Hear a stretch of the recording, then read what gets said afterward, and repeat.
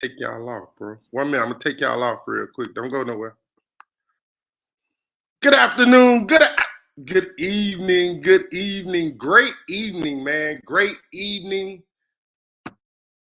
Special playoff show just for coaches and players. Hey, you know how we do it, man. We 100% love here at Off the Bench Sports, and it's not by design, it's factual that if you get your hind part off the bench, you can get in the game by just simply doing the work. And our first guest tonight, if getting your behind off the bench and getting into the game was a person, this dude face probably would be the emblem. It'd be the logo, because that's just what he's done as right now he's in his second year as head coach, and he's done a phenomenal job. They're in the quarters. You can ask for more, but you just be damn being greedy. But they're going to give you more because, that's just the mentality that those guys have over there.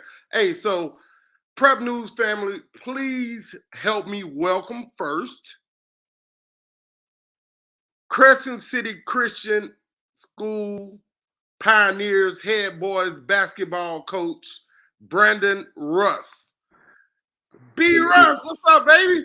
What's up, man? How you doing? Man, I'm great, man. Hey, can I start off by giving you a compliment, man? Can I do that? Anytime. Man, you must use my nephew beard stuff, man. Your beard always on point, bro. Man, I told him I ain't gonna trim it up till we make it to the top 28. Nah, I trim it up there. Hey, even if you don't trim it up, man, I ain't never seen you when it was raggedy, bro. I've never seen you in person or via video where it was raggedy. So, hey, you put some work in that thing, man. I try to keep it up. How you doing today, bro? I'm doing well, man. I'm blessed. Man, that's what's up, man. I'm probably the most unfiltered but honest dude in high school media. Mm-hmm. And so our relationship was built through and from the relationship that I was building with Sean when he was the head coach there. We didn't have like one of them. Right. But I'm going to tell you, man, and like I said, anything that I say once, I'll say it twice. And that means I'll say it in your face, behind your back, or around the corner from you. And I said this on a podcast, like the 3 podcasts ago, man, on the first playoff show. And what I said was, I respected the dickens out of what you said in your Twitter post when you said, just leave me and my kids alone, and I promise you we'll get the job done. Yep, yes, sir. Like, I felt that as a man. And not only did you take your lumps in your first season as head coach at Crescent City, but you come back 20-4 in the regular season. Yep. 2-0 in the second season. Yep. That deserves a kudos, bro. Appreciate it, man. Real spill, man. Real spill. Appreciate it. Hey, you brought a guest with you tonight, huh? Yes, sir. My freshman guard, man. He's a special freshman guard player. Oh, that's what it is. I got it now, bro. Don't worry about it. I'm gonna be even soft on him, bro. I might give him a baby hug or something. Nah, that's what's up, man. Let's bring my guy in, man. Hey, Prep News family, please welcome Dwight McGee, freshman, Crescent City Pios. What's up, Dwight? What's up? You want this baby hug I got for you, bro? Yeah. I got some. I'm telling you right now, you cannot handle me in them jokes. So you better not try me, all right? Interview in person, don't try me because I'm gonna go at your neck. I'm telling, just like we hooping, boy. I hit you with that cross. Hit you with that cross. Hey, what's up, Dwight? How you doing, man? Tell us a little bit about Dwight McGee, man. I'm doing good. My name is Dwight McGee, class 2026. I go to Crescent City Christian School. I've been going there for 2 years, and I just love it over there. I really do. Hey, that's what's up, Dwight, man. And I'm gonna tell you this because I have ESPN. Oh, we got another Crescent City player joining. Oh, he left out. I'm gonna tell you this, Dwight. Again, I have ESPN. All right, you got me on that? Yeah. Your coach loves you too. I'm just telling you the truth. I talk to coaches all day, every day. Is what I do. That's how I get to know a little bit about kids. That's how I build relationships with coaches. And if he didn't have any resemblance of what looks like love for you, you wouldn't be at the bottom of this screen, bro. Got me? Yeah.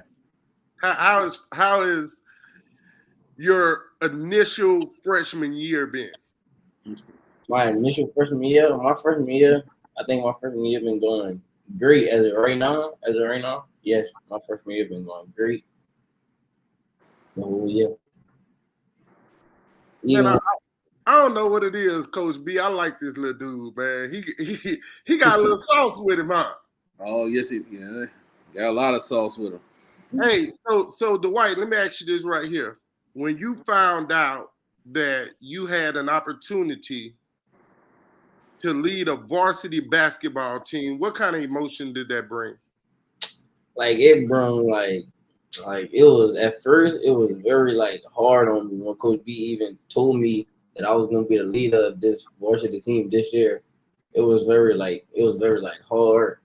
Like I had to do I had to work hard to like even get in a spot that he had to tell me that I'm gonna be the captain of the varsity team this year. So let me ask you a really tough question, only because I know you can handle it. When you got along with the person that gives you the most peace and comfort, did you cry? Mm-mm. Tell the truth, man. I am.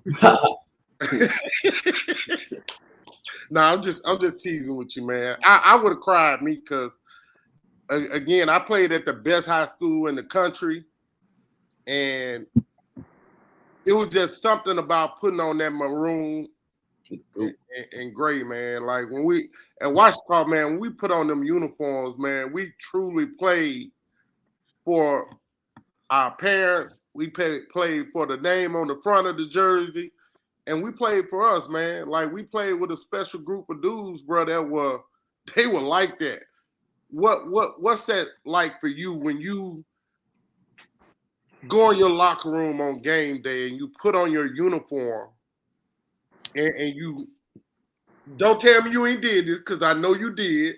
You put your top on, you put your top in your shirt and your bottoms, and you look down and view yourself. When you do that and you look at your teammates that you go to battle with every night, what's your first thought that comes to your mind? My first thought is we gonna win together, we gonna lose together. That's my first thought when I look at my teammates. We just like I just look at my teammates and like we just got a relationship. Like all my teammates, all of us have a relationship together. There's no nothing. All of us have a relationship together. If we doing something, we doing something with the whole team, not just 6 of us, 7 of us, everybody. When you think about the position of point guard, that's a really specifically designed position. Like it's just bigger than you being the leader of the team. you have to know every player's tendencies. You have to know what every player action and reaction is on both ends of the court. How hard was it for you to make that adjustment in learning your teammates? That's what Coach B tell me every day. I need to learn every. He tell me I need to learn every person weakness and strongness on the team. Like, but I think I really know like everything somebody on my team. I know what they can do on both ends of the floor, and I know what they can do every game. Coach B, I like him more and more. I like him more and more. Coach B, when you Yes, sir. decided that this was the young fella that you were going to get or give your basketball to, what was the first conversation with him like? I said, as a young man, if you want to play college basketball, as a freshman, you have to be a leader. Because when you go play college basketball at 17, 18 years old, you talking to 22, 23-year-old men, you got to be a leader. If you want to be a leader, you got to start now. Start as a freshman. When you look at the process of building and growing a team, we talked earlier today, and you said, man, it was tough, bro. We won 2 games the first year. Yep. What kind of mind frame, state of mind, state of being as the head coach, being your first year there, you know your administration trusted you enough to be the head coach, but sometimes, man, when you been to the top 28 6 times in a row, and you won 3 of 6, I think it is that y'all won. Mm-hmm. Like losing is like, sometimes administration, they might not say it, but they be like, did we make the right choice here? What was that like, bro? I mean, it was a lot of stress. The first few games it was struggles. I mean, we just kept working, kept competing. And I know I was never gonna give up because that's not my mindset. I'm gonna keep coaching the kids I have, and I'm gonna coach them to the best of my ability. And we're just gonna keep working and just keep fighting through the adversity. A lot of adversity kicked in, but with the guys I had, we just worked. Because I only had 6 players on varsity. Right. The first year, yeah, it was. But we just worked. I worked with the guys I had. All right, this a 2-person question. Mm-hmm. First, Coach B, yes. And then you, Dwight. It's the same question for both of y'all. Got it? Yes, sir. 2 and whatever. You following me? Yeah. So last season ends. It ends horribly because nobody wants to win 2 games. I'm an athlete. I can promise you that.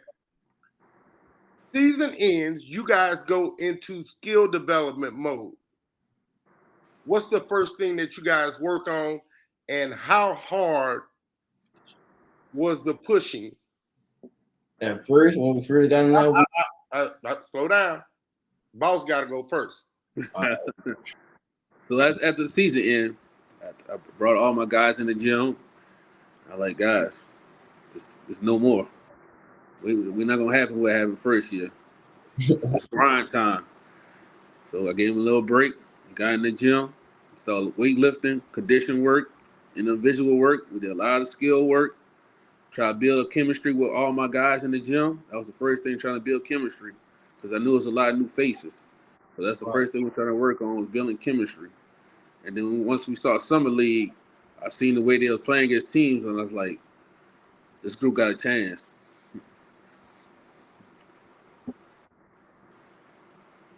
well, my turn when we go. All right. That one.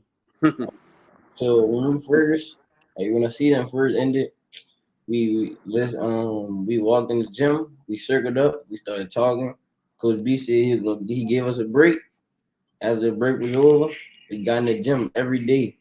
Every day we got in the gym, we just started working every single day. Like first day, we was running up and down Veterans every day. We really wanted it so bad. Even our freshmen, our A grade. You the freshman? What are you talking about? Even our freshmen? You are the freshmen. How eager to deal was even working with us to get where we at right now. So it's like we just keep working every day.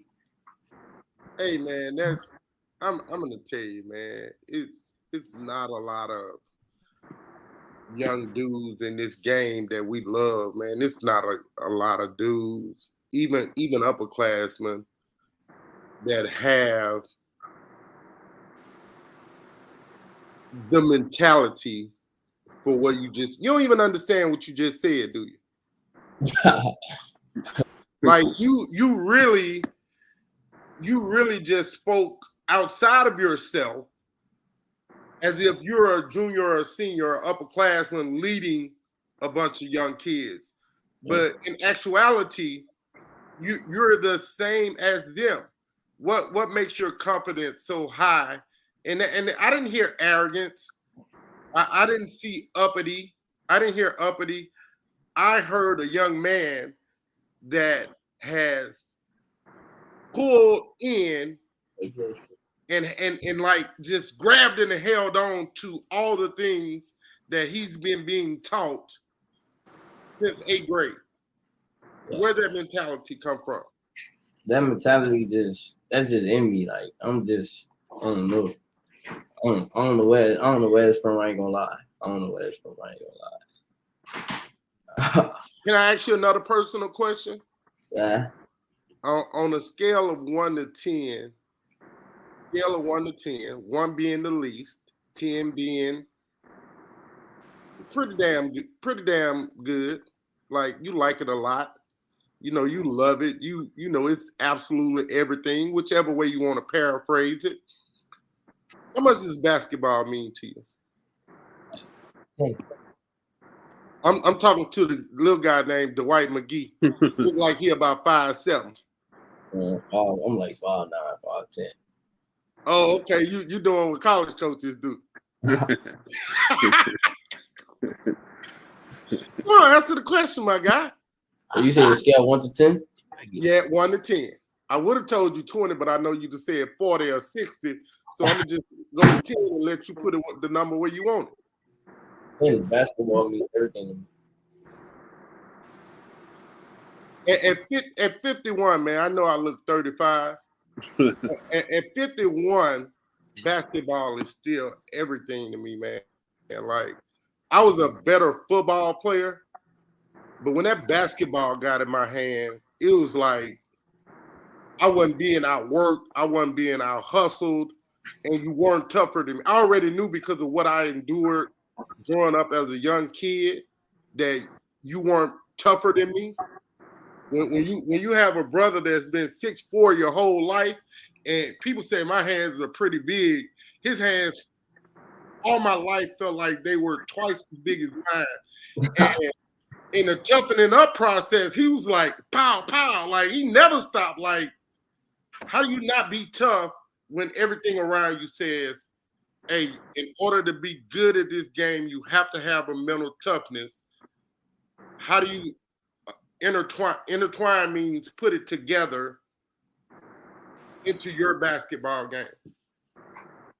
Toughness into my basketball game. Yeah, like, toughness in basketball. How does that fit and work for you? It worked good for me because like I'm just like, man, even when my teammates talk to me on the court, it's like I just listen. When they talk to me and tell me what to do, I listen. When I talk to them, they tell me what to do. They listen to me too. So it's like, really? Yeah. I would hope so, man. Hey, Coach, can we talk about the season a little bit? Yes, sir. Hey, you guys started the season off with a 70-66 win over Riverdale. What's the one thing that you remember about getting a win on the season opener? Oh man, it was that first win feels good. What happened last season, and that first win felt great. But seeing how the chemistry was right off the bat, it was pretty good. Knowing it was all freshmen and sophomores playing together, it shows that we grew from the summertime to the first game of the season. We grew a lot, and that's the biggest thing is the process. The scene that Right. broke. Right. When you think about the first game of the season, Dwight, after having such a horrible 8th grade year, and now you're being asked to be that guy to lead the Pios. What do you remember about game 1 versus Riverdale? I remember game 1 versus Riverdale. We was up like 20 and going into the fourth quarter. And when we started turning the ball over bad, that's when we called timeout. And then we started like talking to each other, just talking, all us talking to each other. We let one person talk at a time. And we said, we're going to work hard and get this dub as a team. After that, we went out there. We started playing way harder than we was playing before. And we just came out with a dub. And after the dub, it was like we knew what we was doing from the first game of the season.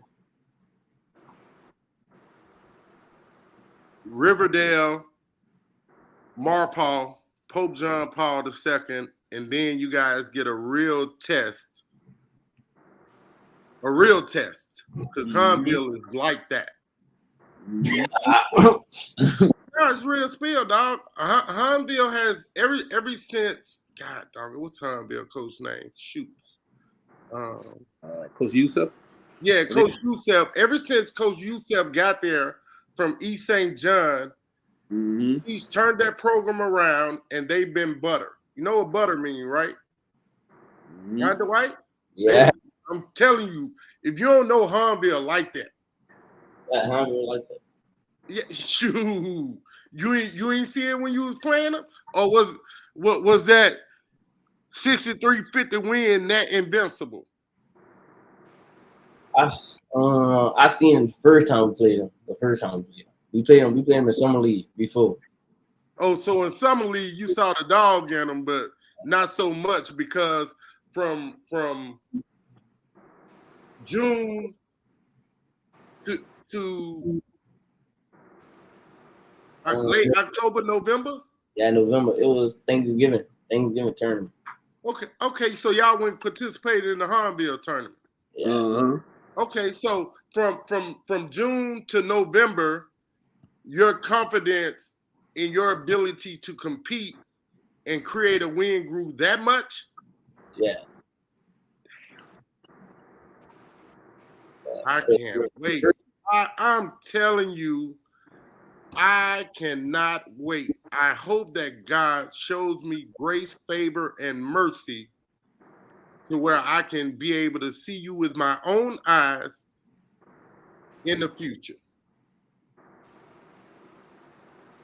That is, and again, I don't see nothing cocky, arrogant, overconfident about the words and the way you're expressing them.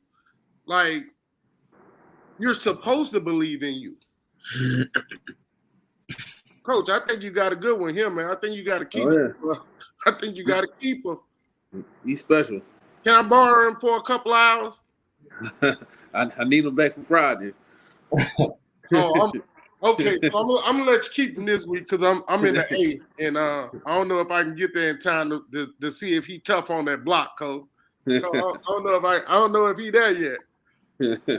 He look at me and he just see the fat dude. Oh yeah, that's him.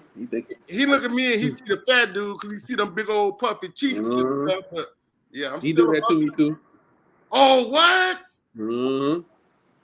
Man, get you a partner. Me and Coach got y'all, dog. Got y'all. So look, y'all 4-0 to open the season. I never knew this, and I lived on the West Bank. Lord Beaconsfield, Landry. Oh man, what was that game like, fellas? It was a nightmare.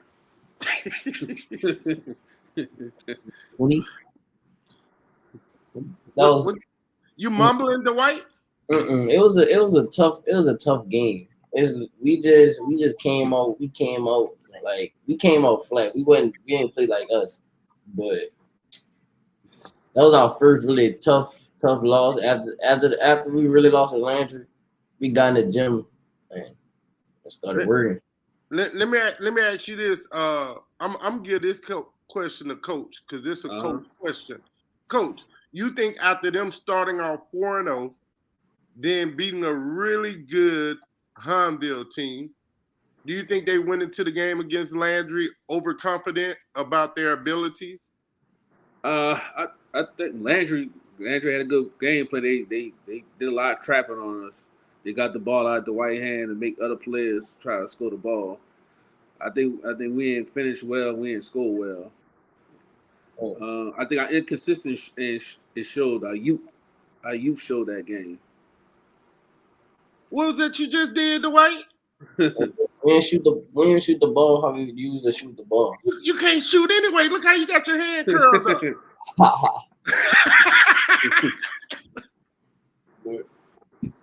Dwight said, you got me messed up, Cole. No, he said, you got me messed up. He said, I can't do nothing else. I can score that orange thing. Huh? Yeah. Do that.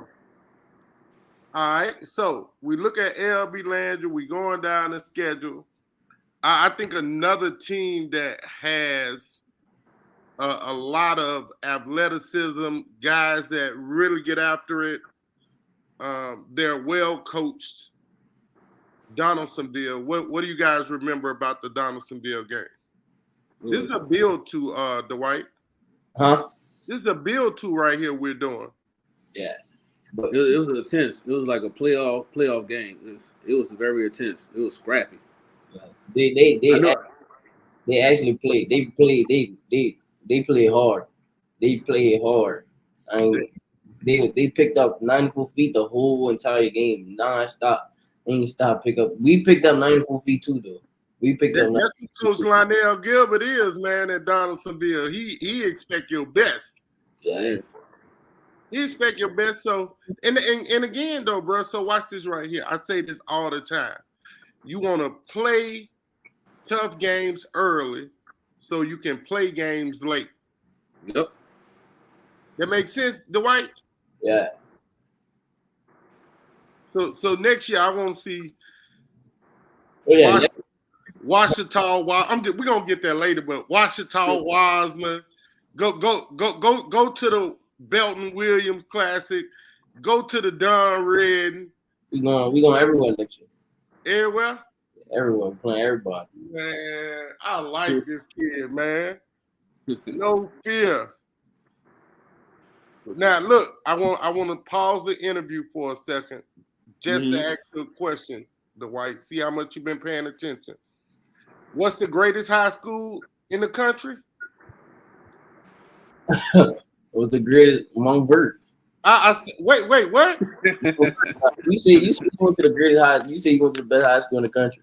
Yeah, exactly. What's the name of it? I ain't hear you say it. Let me iterate that then. Washita Parish High School, Monroe, Louisiana, the Mad House on Millhaven. Monroe. Got that? Say it again. You got that? Washita Parish High School. When I say OPHS, you say rocks the house. Nah, man, let's get back to it, man. I had to see if you was gonna participate, bro. If you did that, I was gonna come take your uniform from you. I'm gonna take your uniform from you. West Jeff, Higgins, Bell Chase, EI, Tough games in between a mixture of games to help you build and grow. What's that process like, Coach, for you guys, where you mix intermediate games with tough games to see the progress you're making from the tough games? How did the kids react to that? Just seeing the development of the guys we didn't play so much when we play tough games. The games we didn't play, like the Higgins games like that. Seeing the younger guys play and step up, I know that's gonna be tremendous next going down the line in the next few years, getting them guys some reps. So that's the biggest thing, trying to build a program. You want to try to get all your guys reps to see how it is playing varsity basketball. It's in the blue bag. Man. I'm looking at your schedule, Coach, and is it Sarah T. Reed or Cohen College Prep where your district starts? Coin Prep. You get to district, Dwight. Do you guys, as nothing to do with coaches, players only, do you have a meeting going into district to set goals and achievements for each player pre-district? Not really, but we still talk to each other about the games. We still talk to each other about the district games. We ain't set no goals. So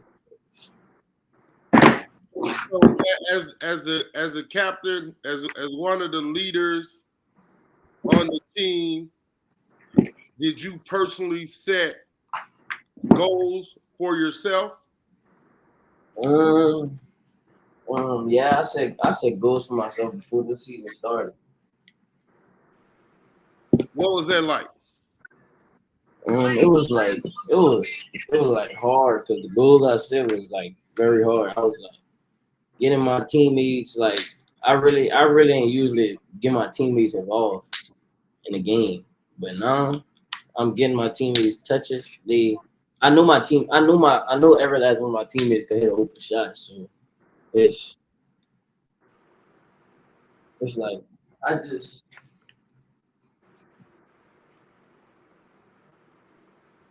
Oh, he charging his team. Mm-hmm. Coach, when Yes, sir. when you think about district, what goals did you and your staff set for your kids pre-district? Well, the first goal was that we haven't won a district championship since 2017. So we was trying to make a change that this year we can win district. This year, not next year, not the next 2 years. We want to win it this year. Right now. Right now. So that was our first goal.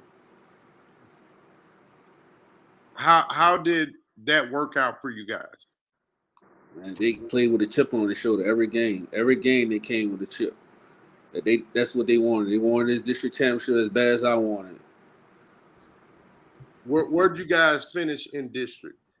We was district champs.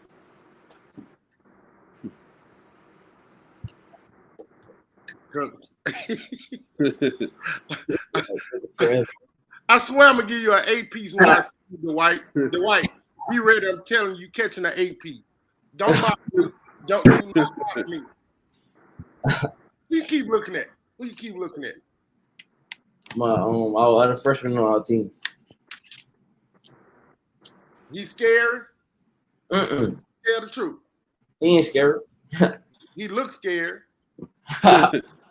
Ain't no way. It's no way I'd be sitting next to an interview and not say, "Put me in the game, coach."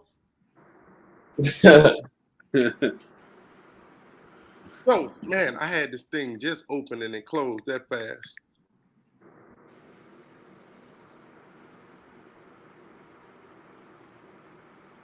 Where am I at? Oh, here I go. Here I am. By in the first round of the playoffs, how'd you guys feel being the overall number 3 seed? We really were shooting for that number 1 seed. It didn't go that way, but that's our goal next year. To get that one seed. Right, and I understand that, but how'd you feel about the 3 seed, Coach? Oh, I felt we was still gonna be in a good spot.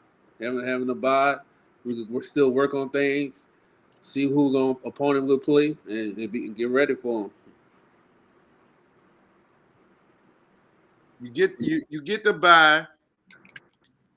You await the winner of Dale High Charter, Cohen College Prep, which you don't take it for granted, but you're in the district with Cohen, so you know what that is. Yep. How much anticipation did you have for playing Delta Charter Gators? Well, we've been game planning for a few days, so we had a good, like, we knew we'd probably be playing them, so we was watching film, game planning, working on our concepts, being locked and loaded, ready to play. I'm glad you brought that up, Coach, because we're in the second season now How much film goes into Dwight McGee's preparation pregame? Oh, we watch a lot of film. All day, every day. I got my good eye on you, Dwight McGee. I'm telling you, I got my good eye on you. Big win against Dale High Charter, 84-53. That leads us up to Friday night. How much do you guys know about Central Catholic, and what have you learned about them that you didn't know? I haven't know. I didn't watch them during the season. I haven't know too much about them during the season, but I talked to a few coaches, watched a little film on them. They're not a bad team. They're not a bad team at all. We got some things that we're gonna do against them to see if it works. Can't say too much. And guess what? I don't want you to do. I've never used this platform as a place for coaches to give up their trade secrets. Never will. Mm-hmm. But we got, the game is coming up, so we got to talk a little bit about it. Yes, sir. So in this process, and this is not a Dwight McGee question. Don't open your mouth to try to answer it. All right. We know how much you trust Dwight. You know how much you trust Dwight. We've heard that this entire process. Tell us about some of the other guys on Crescent City boys basketball team that you said, hey man, we got to get this out of you in order for us to be successful, and who they are and what their responsibilities are, if that's fair. So we're a real young ball club. We mostly freshmen and sophomores. The biggest thing is with all my guys, especially my guards, was working on not forcing the ball so much, turnovers. I think once we calm down our turnovers, we can score the ball really well. We don't have an issue scoring the ball. The things that slow us down is turnovers. So that's the biggest thing I worked on with all the guys, especially my starters. It's limiting the turnovers. Can you, if you can, Coach, only if you're comfortable doing it. Mm-hmm. Can you give us a name or three? Huh? Can you give us a name or three? So I have another guard, Isaiah Stevens. He's 2025. So he's another really good guard I have. Cameron James, another guard, big guard. He's really a big guard. Is that number 11? No, that's 2. 2? Big wide shoulders kid. Dark skin kid. Uh-huh. I told you don't open your big head mouth. Dwight, is your head big or is your hair big? My head big.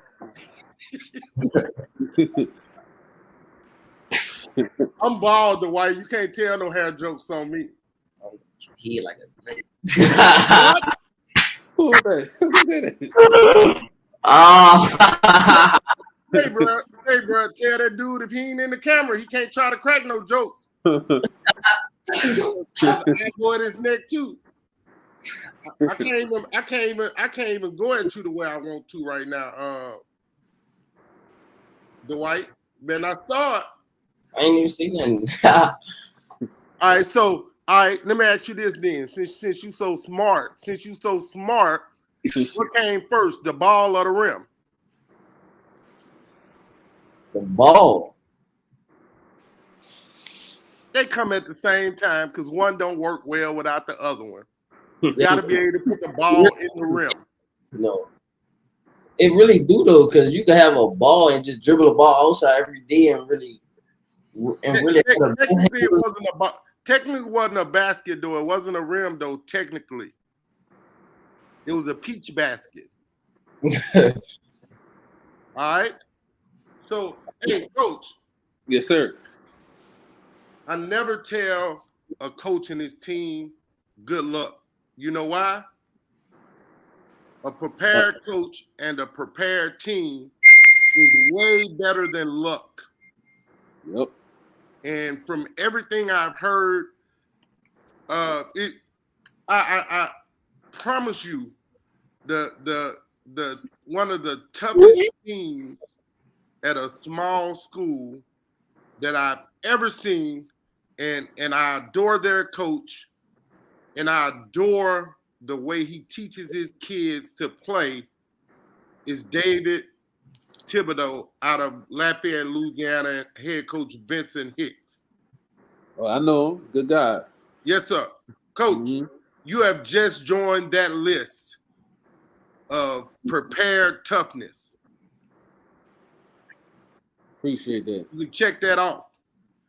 Dwight McGee, you have joined my list as well as a kid that I'm going to keep a very close, watchful eye on to make sure that you don't get the even bigger head. That ain't your hat, that's your head. Now, I'm really proud of you guys, man, and the work that you guys have done at Crescent City basketball. In this process, man, you only got two things: the love you have and the love you give. And keep giving it, because you guys are doing it in the right way. Have fun Friday night. Don't look back. And I'll see you guys in the next step. What's the next step, White? State championship. How you gonna skip the semis? Semis. Don't put the cart before the horse. I got you. It's not going anywhere without the horse being first. And if your whip is weak, yeah, you probably got the cart before the horse. All right, so be a good, strong leader. And it sounds like you're winning in that department. Appreciate it. Coach, this one is for you. Appreciate it, man. Appreciate it. I'm really proud of you guys, and continue to have fun. Continue to love the game. Coach, shout out.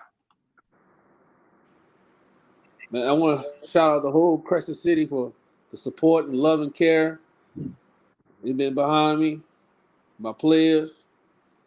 I learned a lot from Coach Sean, man. Coach Sean been good, man. I learned a lot from him. So I want to give a shout out to him also. No doubt, man. Shout out Coach Sean Dumas Academy Lions basketball. They now have a high school team and a prep school. Hey, if you don't have a place to play after and you have game, go check out SDA Academy, man. Go check them out. Tell them again, Dwight. Go check SDA out. They're right, just like that, my guy. Hey, Coach, send me his social media addresses if he have any. Gotcha. I want to make sure I keep my good eye on Dwight McGee. Prep News family, please give him a hand. Brandon Russ, Dwight McGee, Crescent City Pios basketball. Coming up next, ladies and gentlemen, a young lady that I follow her in college. I tried to keep up with her as much as I could at her next level. Yeah, she was a pro, guys. She was a pro. Now she's back in high school doing her thing. One state championship under her belt as a coach. She has a couple under her belt as a player at Southern Lab. Hey, we got another special guest for you guys coming up now. Again, we want to thank Coach Russ. Thanks to Dwight McGee for joining us. Dwight, that's me tipping my hat to you, my guy. Keep it up, man. You got, I love your confidence. All right? Yes, sir. Sir is for old people. I'm not old yet. I haven't done enough good in this world to be called sir. Got it? Yeah. Yeah. All right, man. Thank y'all. Appreciate it, man. Hey, hit me up, bro. I got you. I will. No doubt. All right. A great interview, man, with Coach Brandon Russ and his point guard, Dwight McGee. Man, let's see if she's here. Coach, What's happening? what's happening? What's happening? You coming on or what? I am on. No, the thing. Hit the other Oh, thing. the camera. I am driving. What's up, Coach? Nothing much. What you got going on? Hey, man, I'm just chilling, man. I'm just chilling. Hey, thank you. First off, thank you for No problem. taking No time problem at all. out of your schedule. And I want to say this because although I followed you from LSU, I remember bringing Junior, and you know, we talked about this before. I remember bringing Junior to y'all games, man. Bruh, those were some of the best times of my basketball life, coming to LSU, bringing my son and telling him, look, if you want to know how to compete the way these young ladies play, that's how you compete. I said it a little bit harsher than that to him.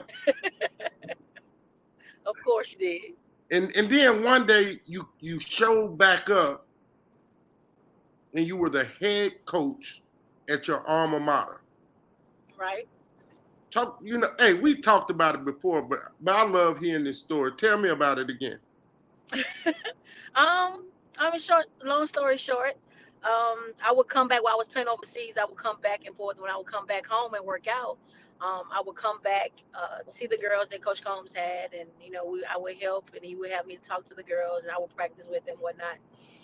And I do a lot of speaking to them just to let them know how college ball is and how the pro level is. And I knew, obviously, I can't play basketball for the rest of my life, so I knew I wanted to coach. I knew I had to be around it. So the plan was for me to come back every summer, get familiar with the girls, meet the principal, and just, get acclimated with everybody that's around there. Because I knew eventually that I wanted to step into coaching, and I was going to be underneath Coach Combs. This particular summer, I found out, get off the plane, my phone was ringing. I had a whole bunch of voicemails. It was like, Coach Combs left. And I'm like, what is going on? I thought I had maybe like 2 more years. And so I decided to put my resume in, found out he retired from Southern Lab. And so I decided to put my resume in, and I got a phone call. School started on Monday. I got a phone call on a Friday, and it said I was hired. So my life changed again. So now I'm a head coach. I'm a mater. I wanted to change things, wanted to bring new things into the program, and this obviously bring the pro level down to the high school level.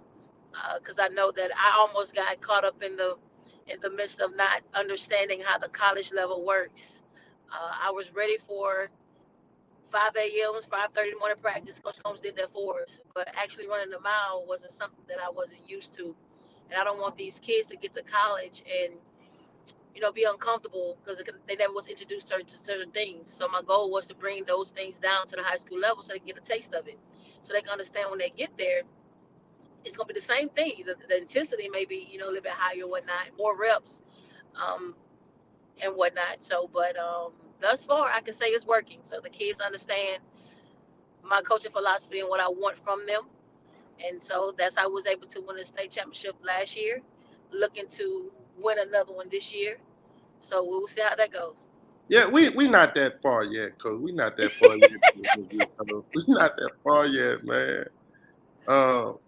Again, I love everything about your coaching story because a lot of people don't know that at one point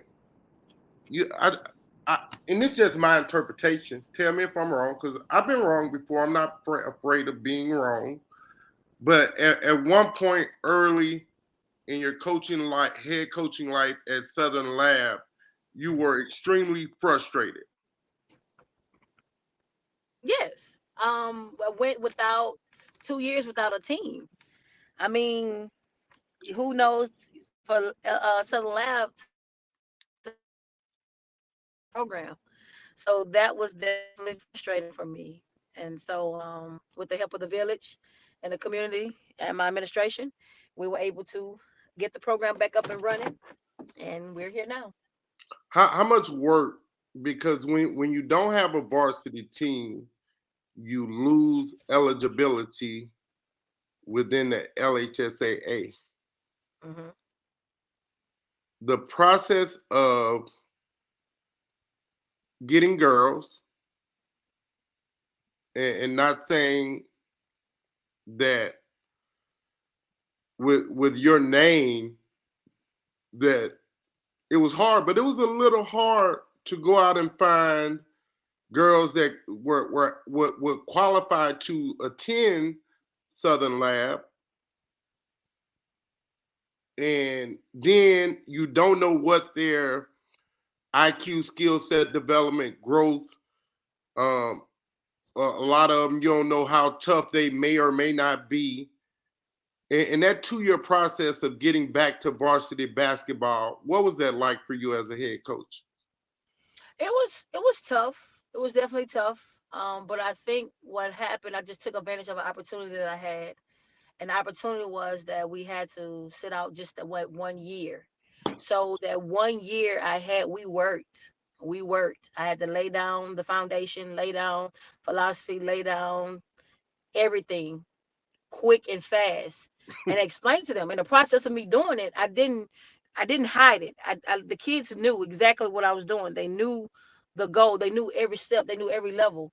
And I told them that we have an opportunity to come back the next year when we play varsity and win it.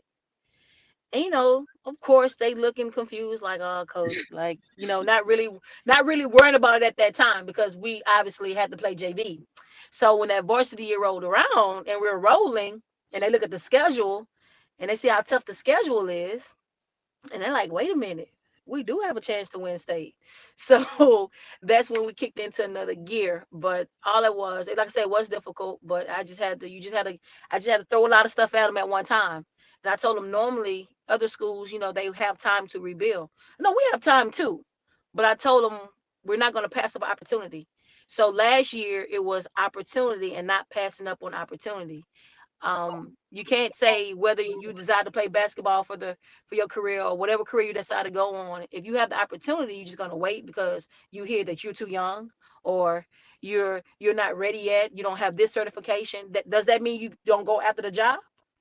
And Right. the kids like, no. If you feel like you deserve that position, then we're gonna go for it. And I feel we need to be there. So the streets was like, "Oh, you young coach, you'll get it in the next 2 years."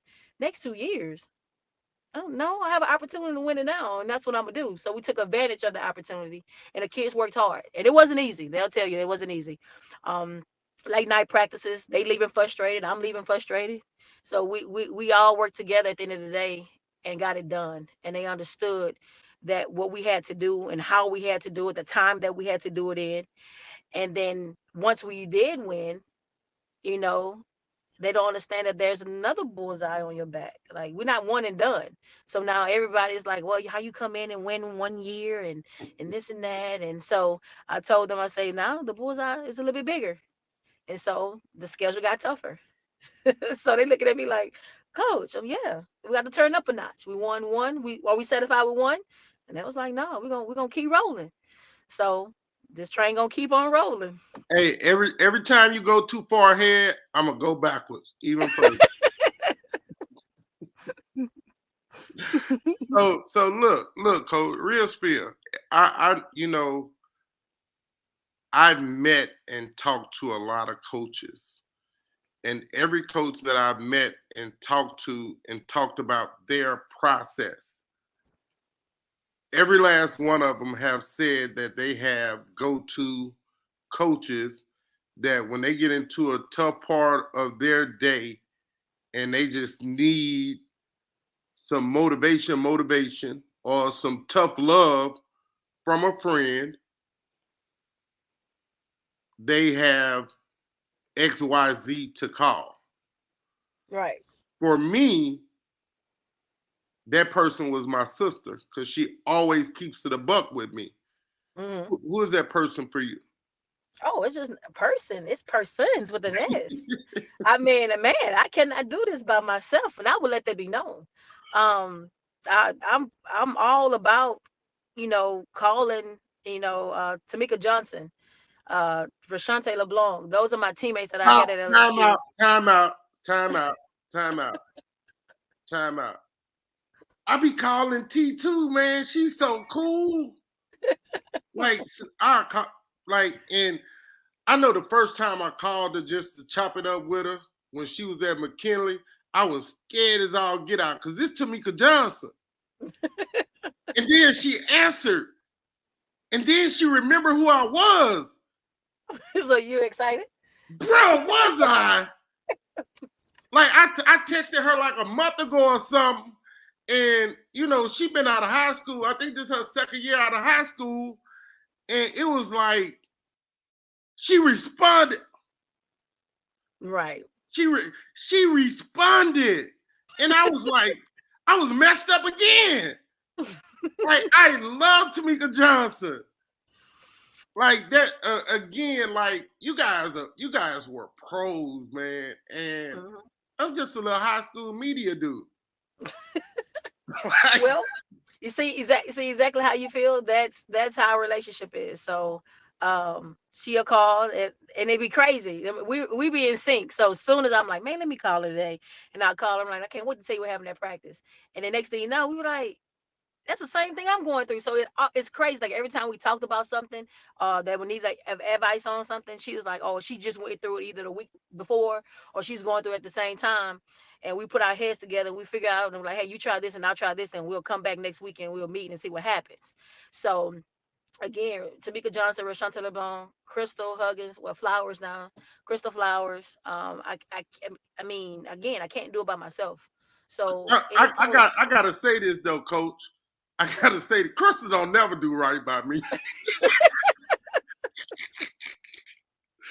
Man, I promise, I've been trying to get Crystal on Prep News ever since she got back to McKinley. Right. That's my G right there, man. She's solid as a coach. Hmm. Man, let me ask you this right here. So you get back in and you're coming to be the basketball coach, the girls' head basketball coach. Right. At some point, someone says, Q, can you coach volleyball? Will you coach volleyball? Are you willing to coach volleyball? What was that conversation like? Um, it was simple. It was easy. See, once you're an athlete, you learn different attributes and different traits. You become a team player. And so regardless if it's actually on the court or on the field or in the workforce or within your career.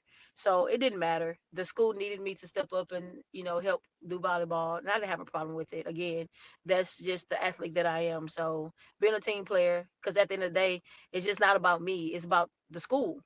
It's about my alma mater. So we need help. We needed somebody to coach volleyball. So and that they look to me. So it speaks volumes to me. I mean, you want me to be a volleyball coach? And I don't play volleyball. So you must think that I'm pretty good. So Right. hey, I'll do it. So I'm gonna but sneak yeah, this question in real quick, Q, and then I'm gonna get back to volleyball. You still mhm. hoop? Of course I still hoop. Where do women go play it in the city? Well, it was there's an adult league that I played on last year, and we still hoop, so we travel. So it's like adult AAU. But before, right when I took the job at Southern Lab, we would hoop on Sundays. So over the gym, we'll come in, we'll hoop. You got some people that will hoop at break, they hoop at Red Storm. But it's starting to die down. And that's when the adult league came about. So the adult league was started, and now a lot of people coming out and starting to play, whatnot. But you here in Baton Rouge, it's kind of rare that you'll find girls, all girls, hooping. You know, I mean, I'll go play with the boys and I'll maybe see one or it just be me. So and I want to play just against girls. I mean, I'm not playing pro anymore, so I'm not trying to, you know, get banged up by the boys anymore. But I just kind of want a good, you know, good basketball game and whatnot. But it's kind of hard.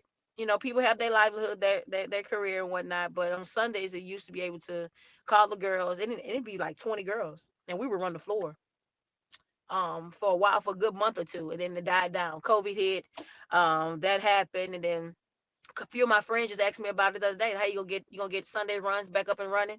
So I'm looking forward to get that back up and running once the season's over with. But I'm hoping I'm Can able I to come do watch? it. Yeah, sure, you definitely come watch. You all right with me, Q? Back to volleyball. I'm gonna ask you another question about hooping, personal hoops later, but right now let's get back to volleyball. How much has coaching volleyball and having to learn the precepts and the forceps and the basics of the rules and the do's and the don'ts and the can'ts, because they're a lot. Like volleyball from when I was growing up in the 70s and 80s, it's changed. Even the rotation, the way they rotate in the game of volleyball from back then to now, it's changed dramatically.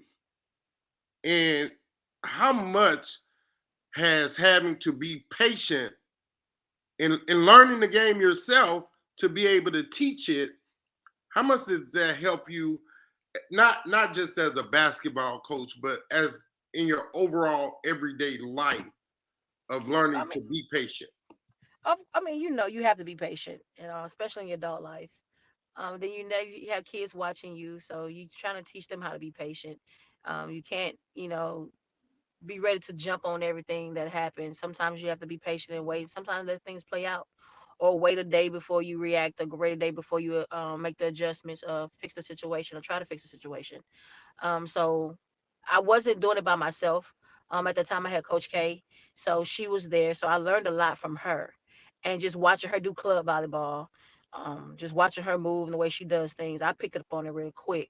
So we had a system. So she would do the teaching of the volleyball, and I would do the condition and the strength. So as she's teaching volleyball, I'm actually watching. So I'm picking up pretty quick, and I'm an athlete, so I can pick up on things pretty quick. So I was just like, man, I didn't know how fun volleyball was. You know, Yeah, you just talked about how different volleyball is now from when we was playing. We could just talk about how different it was in PE. So it's just like, right, as I remember playing volleyball in PE in high school, and I'm like, man, I didn't realize how fun it was. And I did have the opportunity to play volleyball when I was in high school with Crystal, and whatnot, but I just didn't want to do it. I guess volleyball just wasn't my thing. right, And so, but I play with the girls now, so I like it. I've become a volleyball fan now. I right. even watch I'm volleyball. definitely Yeah, I even watch it on TV. Watch college. I'm like, let me watch this volleyball game. So, right, um, bruh. So let me say this, and I know I'm probably finna get in trouble for what I'm about to say, but I don't even care at this point because it's a lot of things that people say that just technically aren't true. And so my daughter, she plays volleyball for EA. She also plays volleyball for Red Storm. They just came off this weekend winning the gold bracket championship at the Southern Volleyball Tournament here in Atlanta. And it was phenomenal watching her on the court. But watching Logan Eggleston from Texas, the entire college playoffs, like, you hear people say, well, you can't set the same person every time. Texas set Logan Eggleston 8 out of 10 times. why would they say that? That's like saying somebody in basketball can't score every time. Right. That was the thoughts that I had in it. Like, I was like, that don't seem right. And then volleyball is the only sport I know where if a kid's screwing up, you can't just sub them out. Hmm. That does not make sense. No, I'm like you. I'm an athlete. Right. Like again, on a good day, I still think I can hoop. Now it's probably at 3 minutes spurts at a time, but again, I'm not in my 30s anymore. I'm a lot older than that. But at the end of the day, it's still like, as an athlete, I want to compete. I want my best players surround, my best teammates, or as a coach, I want my best players on the court in a tough situation. And again, the way my twisted mind works, that's hard for me to comprehend. Right. What was that like for you when you found out those rules that you can't sub this, you can't do that? How, as an athlete and a coach, did you adapt to making those mental changes, or the focus of adjusting to it? Like, what was that like for you, and how did you get Crystal and or Bridget Bowman to explain that to you? Well, it was once you realize, I was like, I struggle with it. I'm like, in basketball, when somebody does something wrong, you like, just go get them. And Right. so, Right.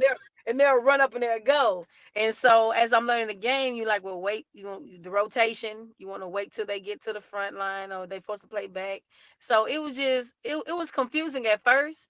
But see, I didn't do the sub, so so that was okay with me. So I was just learning as she was bringing, and they would explain. They were like, hey, I made this up at this point because X, Y, and Z. And I was like, oh, okay, I can see that happening. But at the same time, it's just like, man, you have to have patience as you watching and waiting and understand that part. Because I probably would have forgot. Like, by the time she made it to the front and made it around again, oh, I'm supposed to sub you out. I forgot. I didn't forgot. But it teaches it for me. The kids will remind me because she would give them the time. So hey, when she gets to the front, then you go sub. So I just see a kid jump up. Right. This is crazy. This funny. This story is hilarious. So for my first game, I see a kid just jump up and go. I'm like, where are you going? Nobody told you to get in. And she was like, that's my rotation. Like, I'm supposed to go in for her. And I'm like, well, who told you that? So it was just crazy. It was funny. They was like, well, Coach K told me, at the beginning of the game. So these kids know when they're supposed to get up and go. Right. And so, right. So when they don't go, then the coach is like, well, you must don't want to play. So it's just like, so you need to be focused too. So Right. that's when I enjoy, like, that's when I was like, man, volleyball is really cool. Like, it's forcing you to like focus. Like, you can't really fall asleep like on the game like that, because you may miss your rotation to get up yourself to get in, and the coach is not like, hey, go, follow you. Like, you just missed. You must don't want to play. Whereas in high school and basketball, you have to tell the player to go. So you're like, hey, go get him. The worst thing the kid can do is maybe walk to the table to get something, then you sit them down. But it was an adjustment, but with the help and Crystal and them calling them and talking to them about stuff like that, it was pretty easy. I found a love for it, so I do like volleyball, but not to coach it again though. But I like it. She said not again. What you mean again? You're already in the game now, coach. You're a volleyball coach. No, I'm a basketball coach right now. Basketball. You sure? Positive. I'm still calling you a volleyball coach. Me, I don't care if I get in trouble. No, I'm a basketball coach. You look like a you look like a volleyball coach too. I can help. You know how they say help side. Help side. You know how they say help side is help side. I am help. I'm only the help. I can't. I'm only help. I don't know. That's all I can do. Coach, man, that's funny. That is funny. Coach said I'm help side defense on that. Help side defense on this. That's it. Just help side. What's been the funnest part for you about coaching high school athletics? Oh man, the funnest part is the growth that you see in your kids. Like, to watch them, to watch Shay in 8th grade, to watch Madison and Sarah in 8th grade, and to see them now. It's like when they make moves, they shock me sometimes. When they do something, I literally, like, I'm like, wow, So I'm sitting on the side, I'm amazed, just like people in the stands, like, hey, coach, I'm excited, but it's the growth, mentally, physically. It's just a growth. And you would think that at one point as a coach, I mean, I'm pretty sure we all get frustrated. And you like, man, you just wonder if these kids are listening to you, like, or are they understanding anything that you're saying?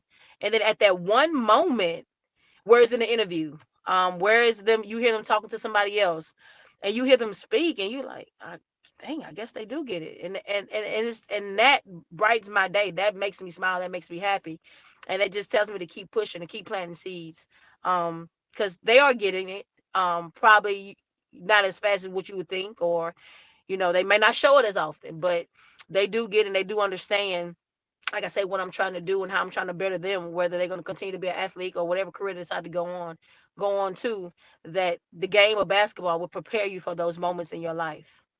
And they understand that. So that's the funnest part. That's the best part. Facts. Can we talk about your schedule some from this season? Oh yes. What you want to talk about? The 3 times I lost the LCA? You play too much, bruh. What? I mean, I'm just saying, you play too much, man. That wasn't even fair. I wasn't even ready for you to say that. what? I lost the when I was doing my prep work early, I really barely grazed at all of the games you played. And it's no shame in losing to Jada Richard. It's not. Ain't no shame in it. But you don't have to punch me in the gut with it. What? I know my schedule. I did the schedule, so I know what I was doing. So just like I tell anybody else, if you don't know by now, I'm not ducking any smoke. So I want to play the best. And I wanted to play Parkway this year. I didn't work out. But I wanted to play the best. And I still want to play the best. Next year I'm planning to get Walker on the schedule. I'm planning to get Oak Grove on the schedule. You know Oak Grove got a girl that's 8th grade that's 6'4". Yes, ma'am. 6'4". Yes, ma'am. Hey, it's not, like, I don't know her name. I don't remember her name. But I kind of make it a point to know who's in the know or who's in the need to know in every sport. Right. Because I don't know if you know this about me, but one thing about me is I'm a product of Stuart Scott. Mm-hmm. And I absolutely hate to be wrong. I can't stomach being wrong.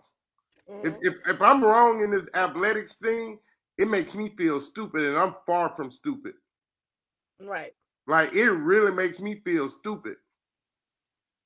And that's that you ever had something and you ate it, and 45 minutes or an hour later, you feel like you got a sour stomach and you just got to get all that mess up out you by throwing up. Mm-hmm. That's what feeling stupid is like for me, a sour stomach. Because the guy who I really feel like, I've always loved sports. I think anybody can tell that about me. But the day that I fell in love with broadcast journalism, commentating, analysis, it was Stuart Scott. Right. And he was never wrong. He was always prepared. And so within that process of studying him and watching him, I just learned a lot of cool stuff. And I try to apply it in my everyday sports life. Mm-hmm. And so when I say, Joanna, what was Scotlandville like? I played them twice too. What was it like? Oh, it was amazing. They're better. They are. Like, and that's why I made this. That's why I didn't have a problem with playing the LCA. Fairview. I mean, I've just seen different types of teams. Right. So Fairview South. Yes. Or my girls to see different types of teams. So this is the thing. When you talk about basketball, state of Louisiana doesn't really come up. It comes up now. It comes up now because we have Jada Richard and we have Michaela Park. I mean, is it Michaela at Parkway? Yes. Yep, Michaela Williams. Yes, Michaela Williams at Parkway. So of course we're relevant, but that's a Spain. Time out. I got to stop you right there because I think you're really missing two or three people. But off the top, it's a young lady that plays at St. Louis Catholic, Yeah, Lady I Saint. didn't. You didn't let me finish. She just had 41 points today. She broke Kim Brokey record. I didn't finish. You didn't let me finish. Bruh, forget the 41 points. Everybody knows she a bucket. Right. I'm saying I played against her twice. So, No, I would just hold on, I would just start with those two people. Coach, it's the 20 rebounds for me. Yes, that's what I'm saying. 41 and 20. That was a span that we went that we didn't have this. You know, when we talk about basketball, Texas came about. You know, Right. everybody wanted to run to Texas because that's what ball heaven is. That's they call it basketball heaven. So now that we have these athletes and we're back on the map, you know, Michaela Gatorade Player of the Year. You got Jada Richard who doing her thing. You got the girl from St. Louis Catholic. You just got these athletes who are popping up and who are doing their thing that is putting us back on the map. So when it comes to that and the scheduling, I wanted the girls to see that the state that you're in have hoopers too. Right. So, and we don't hate. I praise. I'm over our social media, so I share those things. For one, because she doesn't just represent herself; she represents the state of Louisiana. And That's together right. we may compete against each other, but at the end of the day, we're still one big family. Ooh, And say that again, my G. Say that again. we may compete amongst each other, but at the end of the day, we're still one big family. We are family. So you know, because there's that, like I said, at one point you talk about basketball across the state, boys and girls. Simone, you can't pass up Tamika Johnson, myself included. So, but now we're rising in those areas, and I don't want the ship to sink again. That's just like my program. Don't forget the Dookie from Southwood High School. Exactly. Shit. So She was amazing too. And I don't want, just like we don't want girls basketball to sink again in Louisiana, just like my program, I don't want that to sink again. So we're gonna do what we can, continue to build and continue to make sure these girls are relevant in the state. So that comes with scheduling. That, you know, playing tough people. You know, you talk about, you know, Reese down at LSU normalizing trash talking. We need to normalize trash talking in the high school. I thought that was a thing, but apparently it wasn't. No, so why guess why it's not a thing in high school? Why is not a thing in high school? Because damn, I want to say this so bad, but I don't want to. I'm already hated by them, but I don't want to get deeper in their trash can. So I need to find a way to clean this up and purposely be respectful for what I want to say. In this process of sports, it can't be true competitiveness unless there's some form of trash talking. Right. But within that process as well, to be able to trash talk, you have to have three major components, I think. One is you have to be mentally tough. Two is you have to be basketball smart. That means you have to have a basketball IQ. And the third one, and the most important one, is you have to have skill set. Mm-hmm. And because a lot of times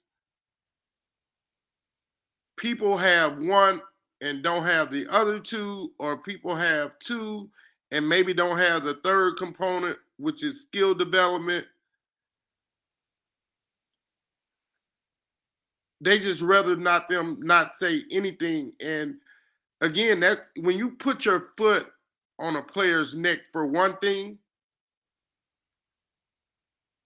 it's like walking into the marsh in a swamp.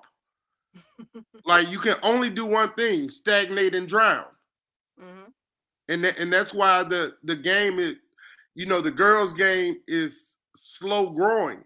Like again, look at Simone, who I don't care what nobody say, she's still, boy or girl, the best shooter scorer I've ever seen in the state of Louisiana. Mm-hmm. Look at, like you said, Tamika, who's at Bonneville, you at Southern Lab. You know, we've had some girls that could go. Look at all the really great LSU teams, from Sue Gunter, Pokey Chapman, all the coaches that have come through LSU. UL has had some good players, good teams. And now even Southeastern, we're talking about Southeastern, they're recruiting well, and they're recruiting in state. Mm-hmm. That means a lot. It means a lot. That goes to show that we're not sleeping on the athletes at this point now. So now it's every kid you have to look at. Like you can't say, well, I'm not gonna go to this tournament. You may want to go to this tournament. You may see Right. something that you know. So, and that's another thing. So these girls that we're playing, we're elevating, we're doing what we're supposed to do. And so at this point, it's like, well, what kind of schedule would you put together? I'm gonna put together a schedule that I want to play everybody. If I can, Right. if I can play it, which by the way they need to start. I think we should play more than 34 games. However, but Say it again. Say it again. So I can. No, for real. Say it again. I think we should be allowed to play as many games as we want. To be honest. Amen. But like I said, the schedule will plan LCA 3 times. I was told by a coach that your schedule should tell a story. That's right. Your practice. If you walk into my practice, you should be able to know exactly what my philosophy is, what we're doing that day. You shouldn't have to ask any questions. Right. So because each part of that process goes, it's a build to formalize the offense and defensive schemes. Exactly. So my schedule should tell a story. So, and I told the kids that, yes, we lost. There's no shame. Shayla tell you, yeah, we lost the LCA 3 times. But within those 3 times, if you check the score, we lost them by 20 something, almost 30 points. We lost them by 20 something the second game. And the third game, we lost them by 7. Right. So look at the drop off on those points. That's a 23-point difference. Exactly. So, and they were expecting me to come in the locker room and go off. I didn't. I said, that's the team I need to see every night. LCA is not 20 points better than me. It literally should be a 1 to 5 point game. And so, and they proved it. They let me know that they can come out there and play.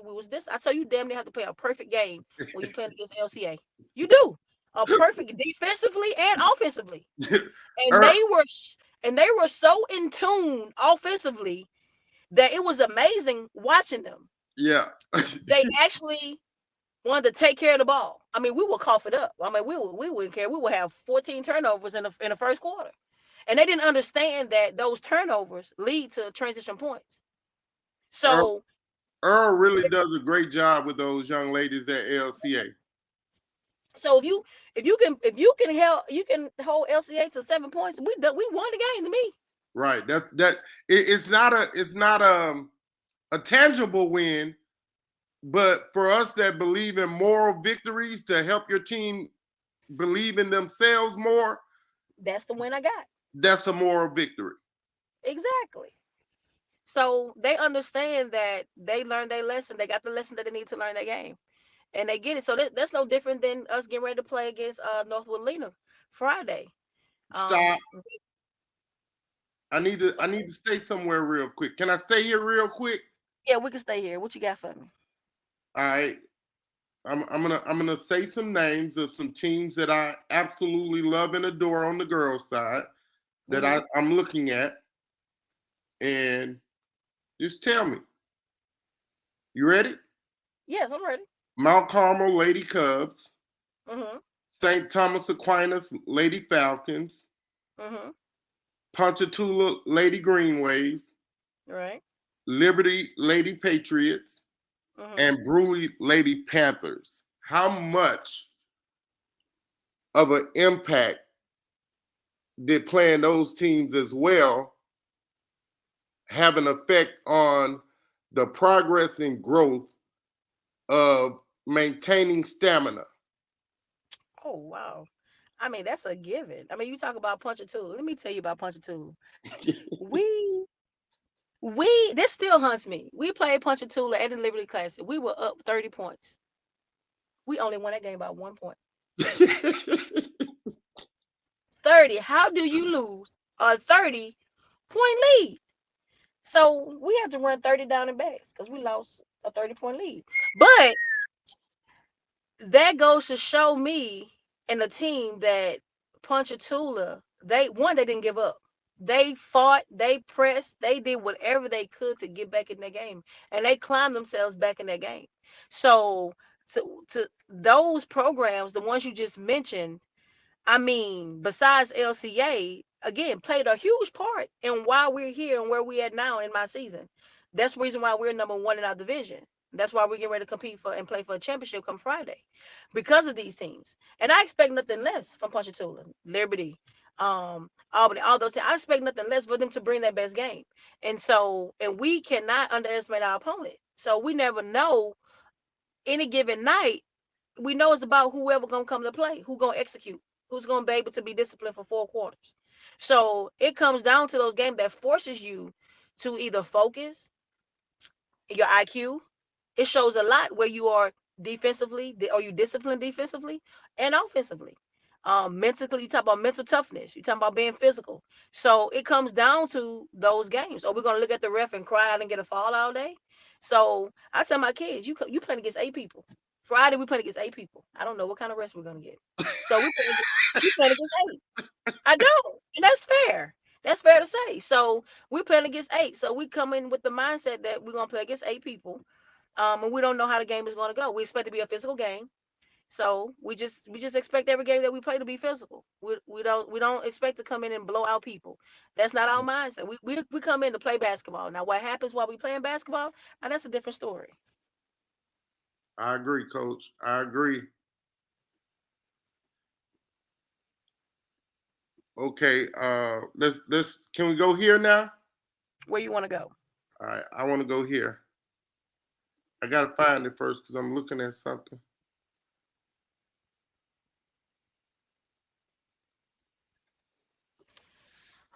Okay, I think I found it. I think I found it. I didn't. I didn't. And my eye burning for some reason. Oh, that's why I couldn't find it. As always, the number one seed gets a bye. Number one overall seed, that was you. Big win against Covenant Christian, 69-17. Bigger win, same win against Delta Charter, 68-19. What were your thoughts? What were your thoughts on how prepared your girls were and how much of a, because we haven't even talked about her yet. How much, what's the right word? Weight did Shayla have on her shoulders? And that's Shayla Foreman, your guard, your shooting guard, coming into the 2022-2023 playoffs. How much weight did she have on her shoulders to make sure that as a team, you guys got it right to get back here? Oh, they just not her. They all knew. She she understands. She ended up getting her 1,000 points this year against Liberty. So she understands where we talking about individual right now. She understands individually where her game is going, and she understands that within the team she wins. So if your team is playing team ball individually, we win. Individually, she's able to produce. Individually, Asia Paten is able to produce. Individually, Madison Acero is able to produce. My whole starting five is actually a walking bucket. Um, so, but when we understand that and we come out there and we play team ball, it's it's amazing to hear the oohs and the eyes when my post player make a huge move, and when Asia Paten makes a no look pass, has can see the floor real well, and Shayla comes down and take somebody 1-on-1 and get to the basket and finish easily and one, and it opens up again. It opens up how we're running things and what we're trying to do here at the lab school. So, um, again, like I tell you, lab school is full of opportunities. So you have the opportunity to leave your legacy, mark your spot, be a part of history, and do things the right way, and enjoy it, of course.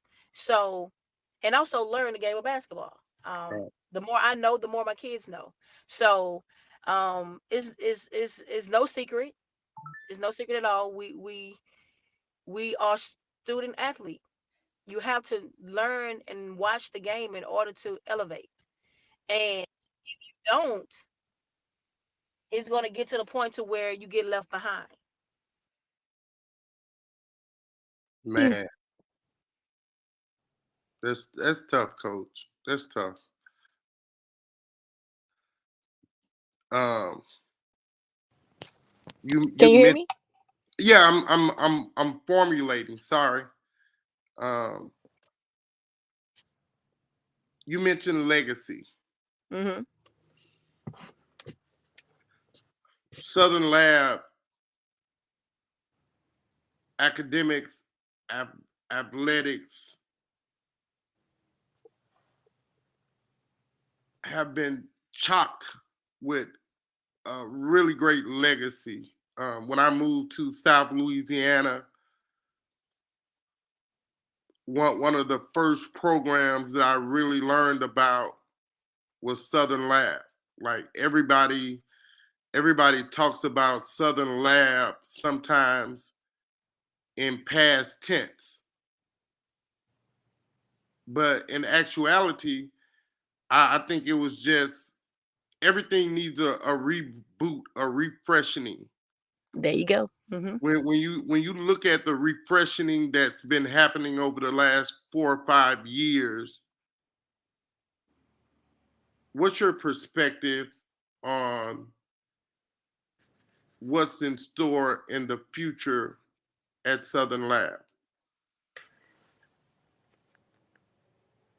More state championships, more more kids coming through there, that names that you probably haven't heard, that's going to be something. Names that you have heard, that's going to get better. You can't mention Southern Lab without mentioning the word opportunity. Academically and athletically, it's just amazing. And Miss Bristol says it the best. You can't say Southern Lab without saying Southern University. So with the help of Southern University, we partner in academics, and then athletically with the facilities we're able to use, help grow our kids. So hands down that we are working on something pretty big. So we're going to soon be the talk of town if we're not already. Um, again, so it feels good to be on this end of it and not as a player, because now I see things differently as well. So it's going to be amazing. Can we stay a legacy? Hmm.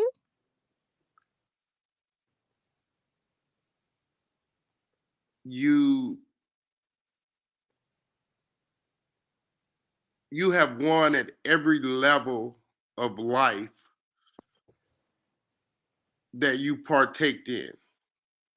As a young athlete at Southern Lab, you what was it, 2 or 4? You're talking state championships where I won That one. 3. Well, 3. 3 as a player and then 1 as a coach. So So we gonna you always do that to me. Can I build can I build a little excitement? Can I generate a little excitement, coach? I'm sorry, my bad. I love you, Q. So no, Q, for real. Like as a player, you won. And then to me, it's no bigger reward from the results and actions of your work than being offered to go play at your flagship university. Hmm. And you do that, and you guys achieve greatness beyond measure. And you forge a bond of lifelong friendships with multiple ladies. Hmm. And all of you go on to be phenomenal at your gift. Right. And you do that for double digit years. And now you turn the corner on life. That's what, to me, that's what becoming a coach means, that you've turned the corner in life to where you feel that you matured enough to be a leader of young ladies or young men. Mm-hmm. And now on the coaching side, you're creating a standard and an opportunity of and for winning. You know why I said damn?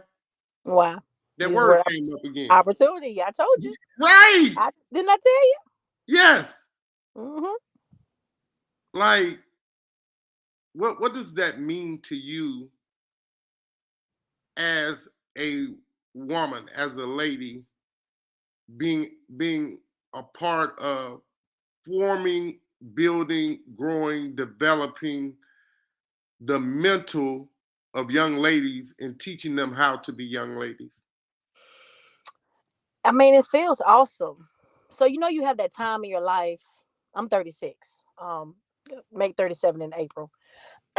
You at that time. Sometimes you have those pivotal points in your life, to where you start questioning, and you start questioning yourself. Questioning yourself. You start questioning God, and you just wanted to make sure that you're doing what you're supposed to be doing. So the things that are happening, it just makes sure that it confirms that I am walking in my purpose. If that makes any sense. Absolutely. Um, it's like it solidifies this is what you're supposed to be doing. Like, you don't think nothing else. Like, this is what you're supposed to be doing, and on this level. So a lot of people ask me, hey, you think college is coming up soon, right? Coaching at a college level, collegiate level. Right. And I'm no, I don't think so. I said that at first. I was like, no, I kind of like high school. And then it's like, well, whatever God puts me at, whatever I'm supposed to be. Um, but right now I'm here and I'm at a high school level, and I just all things that's happening, and I just feel like it just confirms again, solidifies that I'm walking in my purpose. I understand what I'm supposed to be doing. I understand the assignment, and I just want to make sure that I go out there and I get it done. Planting seeds, whether it's not my kid. I run across kids all the time that's in Walmart in the streets that I see, and playing basketball at the Brett Park. And however I'm able to help them, I want to make sure that I'm able to do that. Through my stories at LSU, or through my journey at LSU, from high school to LSU, from LSU to WBA to pros. So whatever I can do, again, to help and shape these young ladies or men, I've I feel a lot better knowing that I'm doing what I'm supposed to be doing, and I'm not, like, questioning, like, hey, this is what I'm supposed to be doing. Like, where is it? Please show me a sign. And we do that all the time. Like, God, please show me a sign. This is what I'm supposed to be Right. doing. But I think last year, and rebuilding the program, I got a full understanding that this is what I'm supposed to be doing. So I'm definitely excited about it. Um, the excitement from the kids, from the again, the community, the village, sponsors, everybody who pitched in and understands and gets what I'm trying to do for these kids. It's not about me, it's for the kids. I tell my kids all the time, I had my glory days when I was in high school. I had my time when I was in college. So it's about them. I want them to have their time, and understand that they have an opportunity, again, there's the word, to leave their mark, and to say that, hey, I did this. Right. So they can say, this whole class, everybody's there to say, hey, man, we put Southern Lab back on the map. Like, we did Right. that. So that's what I think. I love to hear their conversation when they're talking amongst their peers. Like, man, like, what we doing over here, man? We're doing some big things. So to hear them say that lets me know that they're invested, they're committed, and they would. I question if they would run through a wall from me, but I think I figured out they would now. So Look, we haven't done this yet. We haven't done this yet. And if you don't want to do it, we won't do it. But you want to talk about Friday night a little bit? we can talk about Friday. Northwood Lena, they've been at the top of the food chain the last 3 or 4 years. What do you know about them? Again, like I say, I know that they, like you said, they've been at the top of the food chain. They've been winning, um, A lot. a lot. And you actually look at it, they're a similar team. They just like us. So Okay. I'm all about good basketball. I'm all about being competitive. So obviously it's going to be a good matchup. Both teams are here, 1 and 2 seed. So we both worked hard to get here. I'm pretty sure they can tell you a story that the adversity, the obstacles that they overcome, we can say the same thing. So there's just going to be a game that you actually going to see some good basketball. Say, do you want to be the interviewer? Why you say that? You keep taking my questions. Stop that. I be working over here. You make my job so easy. Man, I need you come do an interview or two for Prep News, man, when you get done, bro. Oh, anytime. Now the process though, no, and no one knows this. Well, it's some people that know it as well as you, but right now it's only a few people that are coaches in the state of Louisiana on the girls' side. Carmelone's daughter in North Louisiana. You know, we had Tamika, uh, Kim Mulkey. Like as coaches, you guys know better than anyone that the game is built and based upon a game of runs and being solid defensively. Yeah. How do you process that to your girls in a manner that it's like as simple as drinking a glass of water? Oh, the schedule. That's what that's where the schedule comes in at.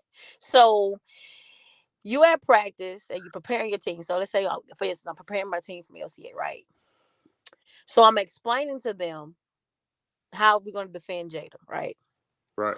And so you explain to them that not only that defense wise would be much easier on Jada if you take care you need to do on offense. So they look at me like, Coach, what do you mean? So we come down on offense, take good quality shots within the system. We're good on defense. That means we can get back, we can stop a transition because she's really good in open floor. Yes. So, so Yes. we Hell can, yes. yes, right. So now we're making a play. So as I'm explaining to the kids this, and here's the IQ. Now the IQ starting to elevate, so now they starting to get it. So if you want to do this all day, go up and down and up and down and bent over in 2 seconds, then then let's do it your way, right? So now they starting to understand change the pace. They understand. They starting to understand that. Apply pressure here, pull back, pull, push in transition. If I don't have nothing, pull it out. Because if not, you're gonna be running the floor. They're gonna have you running all day, and I Right. don't have that many timeouts. So that leads me to this when I say that helps with the IQ part of it, your schedule prepping, and so now when we get to this level, and you talk about playing against another team that's similar to you, Right. how do you adjust? You want me to Are we answer going? that? Are we going? No, no. I'm just throwing a question out there. That's the question to myself. Like, how do you adjust? Oh, I was So, going to answer it to you for you. okay, what you I'm, got? I'm perfectly fine with being the interviewee Okay, what you got? How do because you adjust? I really think I know the game of basketball. I really think I know the game of football. I'm student enough for even for volleyball. I didn't know new volleyball, but Uh-huh. I study the rules and I watch and I pay attention. Listen, pay attention, follow instructions is the best advice you can get. But when Right. that don't help defensively, the first thing I'm doing is, and this is who I am as a coach. I tell my kids who at whatever age group I'm coaching, the first person closest to the ball, if you let that ball transition from defense to offense and you do absolutely nothing to try to stop the ball, just know that within 20 seconds later, you're coming to sit beside me Mm-hmm. Yeah. because that's the only way you can kind of haphazardly stop a Markayla Williams or a Jada Reshort or a Paris Guillory or a Shayla Foreman. that comes from great stock. Mm-hmm. Like, and if you talk about boys basketball in the Baton Rouge area, somebody's gonna bring up Shannon Foreman. Right. Like, he was like that. And so if you can stop transition, you stop an easy basket. Exactly. And now you're not pressured or rushed to get back on defense because you already did the primary thing that you're supposed to do defensively, and that's slow the ball down. Exactly. See, there we go. So now you know where I'm going with this. I did a good job. Me did a good job. Oh, go ahead on. Stop it. So that's why I say you get ready to see some. You want to see some good basketball. I tell my kids it's going to come down to who can do what the longest, who can be disciplined, who can be structured, who can know when to pull back, who know when to push. Because that's a process too, Coach. Oh yes, it's definitely a process. Knowing when to push the ball in transition and when to say, hey, we got a 3-point lead. It's 2 minutes left in the half. And we get the ball coming out going into the second half. Let's use a minute and a half off the clock. Exactly. That see. Let me tell you. But let me tell you what doesn't help with that is when you have people yelling from the stands, just saying shoot it. You know what I heard the coach say one time. I'm for real.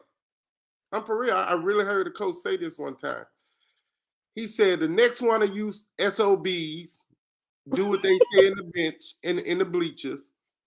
I'm gonna personally call a timeout, and I'm gonna send you over there with them. Who's And telling you're gonna sit with them. and I'm gonna see how many points you score from in the bleachers with your uniform on. Exactly. Like I'm able sometimes I hear it, but I'm able to tune it out because I'm so into coaching and make sure they're doing what they're supposed to be doing. I hear them now and then. It slips through the crack, right? And so, and my kid will just let it go. And then when they do it, they let it go. Look, it's crazy. I literally laugh every time it happens. They look at me, they're like, Coach, they got me.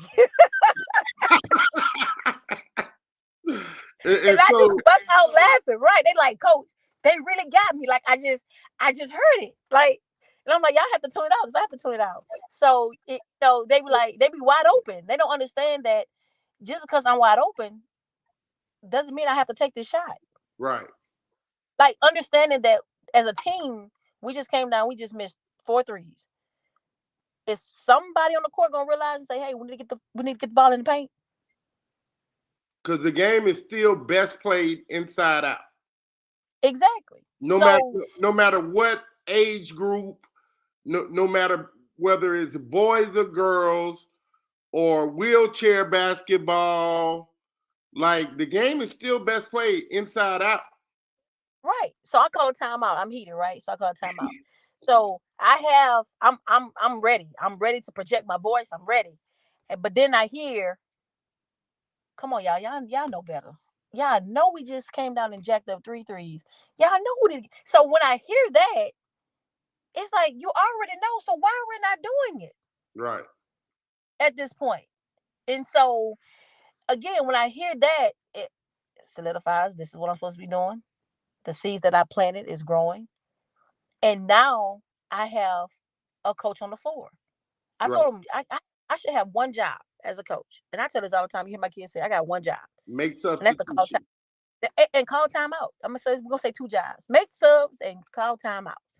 Facts. I can't play for you. I can't do anything for you. Don't look at me with the puppy dog eyes. Because I have nothing for you. But no, you got something for them.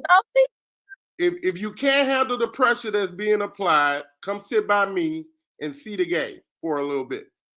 Yeah. Come over here and regroup a little bit. So, but I think the funniest part again when you hear that voice from the stands and say shoot it and they let it go, they're like, Coach, they got me.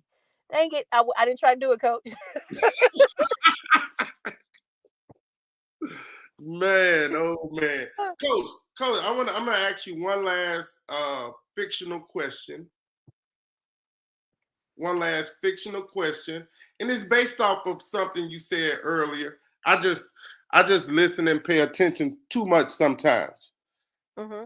So in a perfect world, your phone rings. Right. It says Kim Mulkey on the other end. No, I'm serious. Real fictional question. And you answer and you greet Kim however you greet people. Mm-hmm. And you say, "What's up, coach? What you got?" And she says, "Hey, Q, I'm calling to offer you a job here as an assistant at LSU. And not only am I bringing you in, I'm bringing Tamika and Simone and Seal in as my assistants."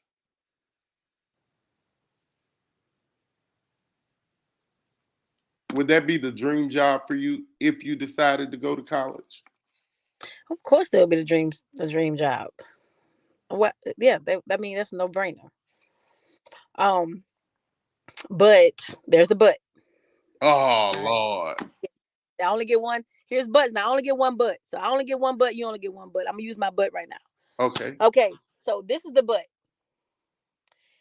When you think about those people you just said, okay, so you got Okay. Tamika who's just out of high school, who's now in college. Right. You got Own who's pro. Okay, you got Seal who just retired, who's possibly, could get into coaching as well. Right. So at one point, or their kids, because I think I'm doing a pretty good job over here in Southern Lab. I'm going to So agree with that.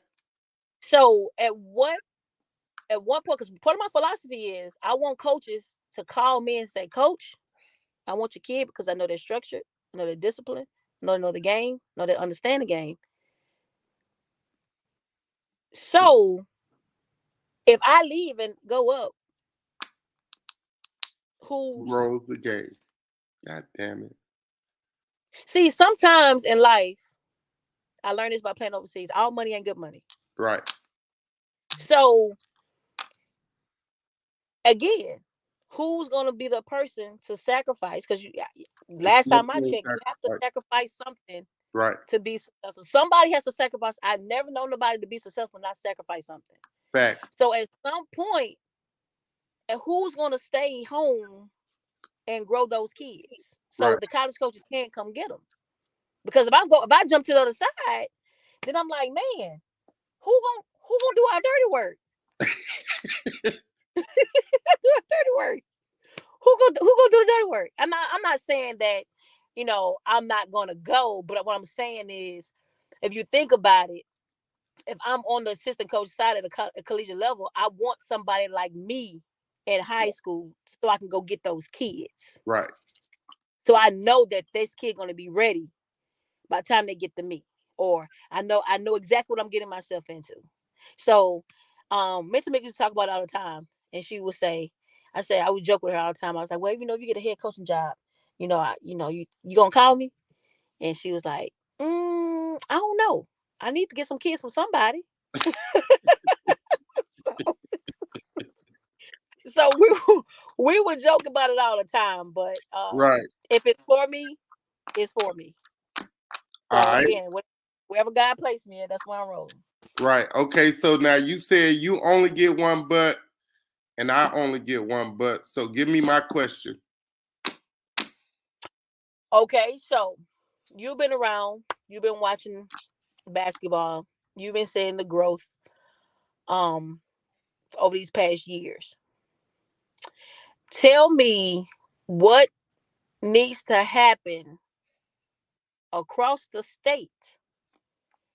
It doesn't have nothing to do with the high school coaches. It really has something to do with investing in these schools and these kids. Tell me what you think that needs to happen. Let me give you an example. EBR has yet to get a turf field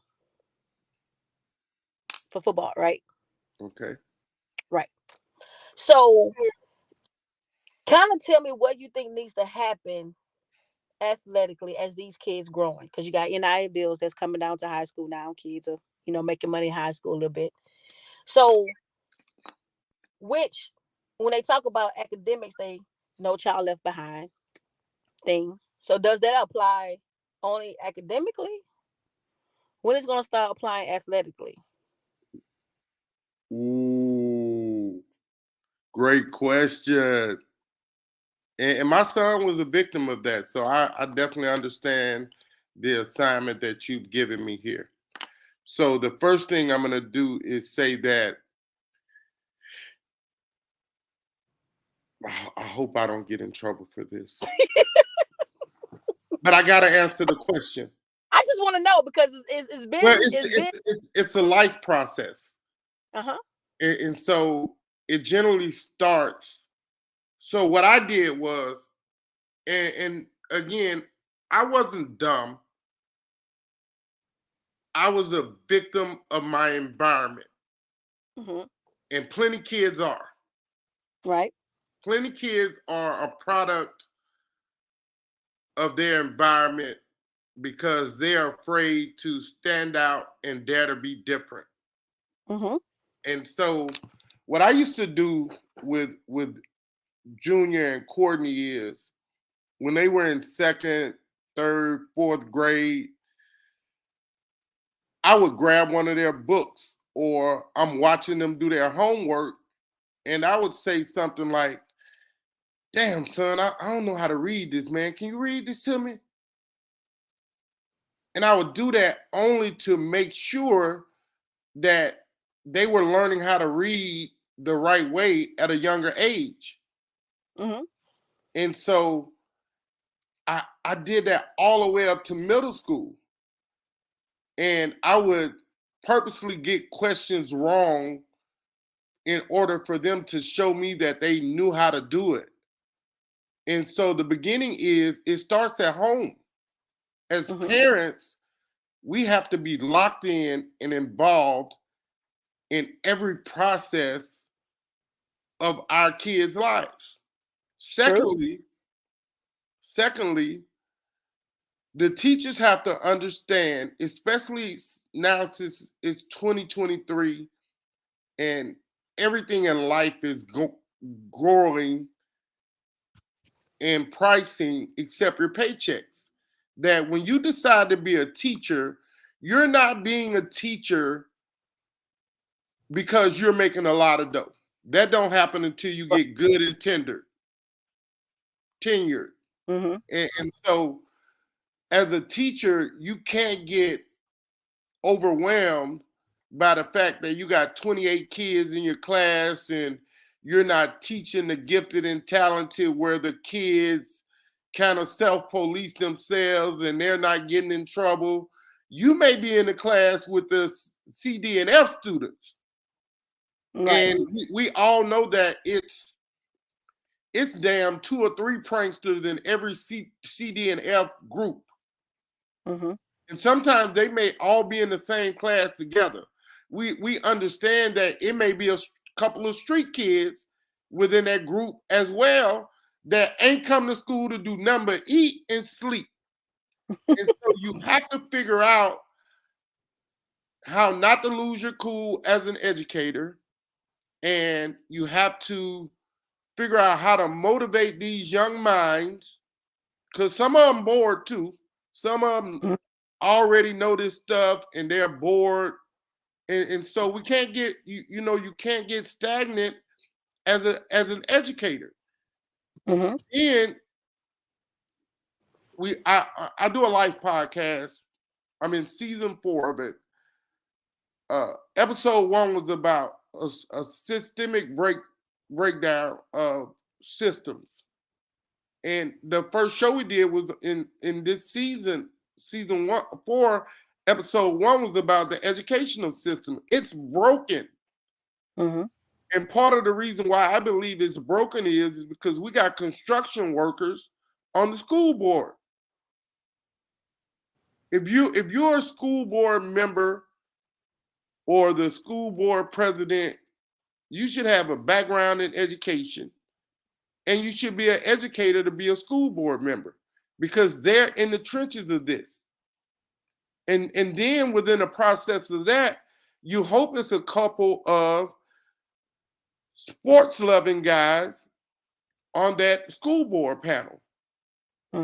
And now you got the perfect blend of people that are looking out for the entirety of the student. Because we know at some schools, football is the only money that school may generate to support athletics. Mm-hmm. And it may not be a alumni member that has a 6-figure job that's coming back every year giving 10, 20 grand to help support the athletic department. Right. And so that's where, like you said, it's no way that it's only 10 schools in Baton Rouge that probably need to be turfed, because Catholic and a couple of other schools play at Memorial and Olympia. Mm-hmm. You mean to tell me every other year we can't get a field turfed? That's what I'm saying. And if you do 2 a year or 2 every other year, and hey, while we getting these field turf, we're gonna ask some of y'all, even though it's y'all home stadium, we're gonna ask some of y'all to not be selfish and play on a Thursday night. So some, a Tara or a Broadmoor or a Southern Lab can use the field and be on bright lights on Friday nights on the turf. Mm-hmm. It's doable, it's possible, but you have to want every school to win. You have to want every school to be successful. Exactly. And when you break it down, I told all 3 of my kids this when it comes to athletics, when they were playing. And even now with my daughter that she's still playing, if you break the picture down to its smallest piece so that you can see it clear, now once you're putting the puzzle back together, you understand every part of the process. And that's not only a sports analogy, that's a life analogy. Right. When you break the pieces down to its smallest form, now you can see the bigger picture clear. Mm-hmm. And you're able to do something tangible within a system that's bigger than you. Right. Did I do a good job of answering your question? You did an excellent job. I just wanted to make sure I wasn't the only one that was thinking on that kind of level, pretty much. Like I said, because I be on Facebook and I hear people talk about I like football. I'm into football, and you go up the street, a couple blocks up the street, and you see turf. Right. You go around the corner, you don't. I'm just trying to see geographically, what are we doing here? Again, and I'm not kicking anybody. It's not a part of my process to kick anybody. I treat everyone the way they treat me. If you're nice and compassionate and loving to me, I'm going to be nice, compassionate, and loving to you. If you're a J to me, I'm going to be a J to you by keeping my distance from you. Because I know that in the process I'm in, it's no other full service media companies in the state of Louisiana that's independently owned. Mm-hmm. And someone's looking for me to do or say something that will allow them the opportunity to be able to say, see, he ain't nothing. Mm-hmm. So I have to be mindful of the things that I say and do and how I carry myself. And I didn't understand that at first. But a good coaching buddy of mine, he said, man, you're a trailblazer. He said, all the years that high school sports has been going on, no one has tried to do what you're attempting to do. He said, that makes you a trailblazer, win or lose.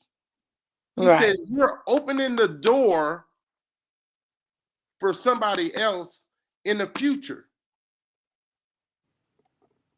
And in this process, the only thing that I've ever really asked for is that you guys, at the beginning of your season, every year, tell your student athletes, hey, let's go to Off the Bench Sports YouTube. Let's go to Off the Bench Sports Twitter. Let's go to Off the Bench Sports Insta. Let's go to Off the Bench Sports Facebook and hit that follow, like, or subscribe button. And if we can do that, that's going to take care of the financial end.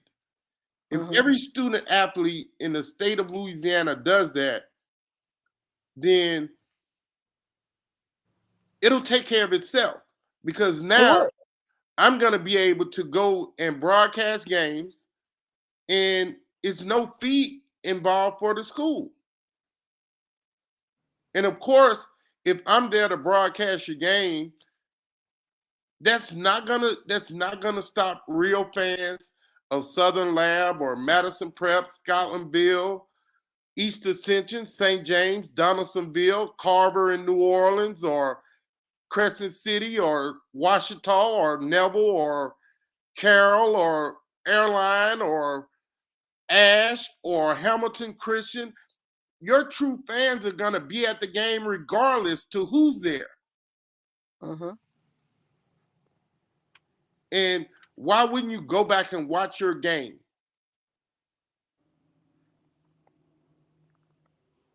That would be. Why wouldn't you go back and do film study on yourself, on your own game, of how you played? And now, watch this right here. This is an even bigger process of it. So now I build relationships with Southern, who has mass comm journalism, LSU, Nichols, UL, Grambling, Northeast, Louisiana Tech, and all those schools that have mass comm journalism. Those kids, those students can come and intern with Off the Bench Sports and learn how to do their craft instead of going to school for 4 years, 5 years, and getting a degree, and then got to go work at the grocery store. You know how many people that have a degree in mass comm, broadcast journalism, that have never worked in their field? Oh, yeah. You're right.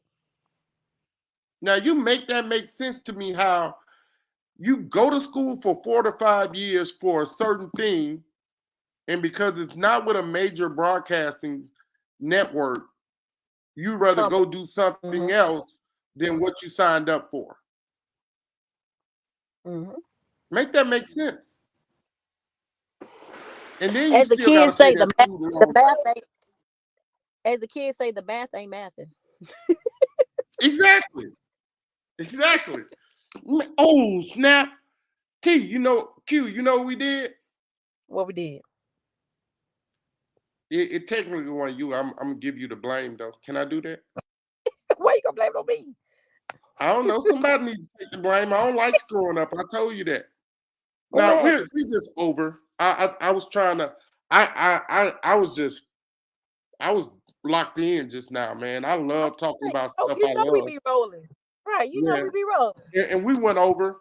Like I try to set a 45, 50-minute per guest, and we went way over, you and I.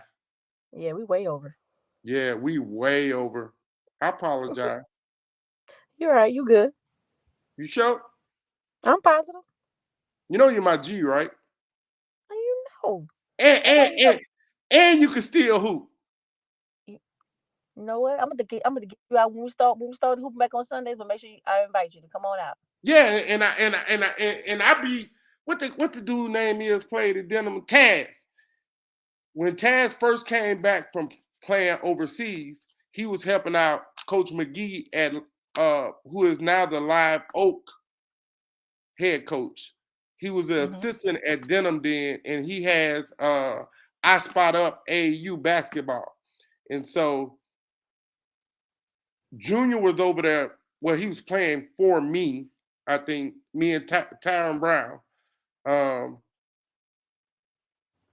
And me and Taz, we had a shooting contest.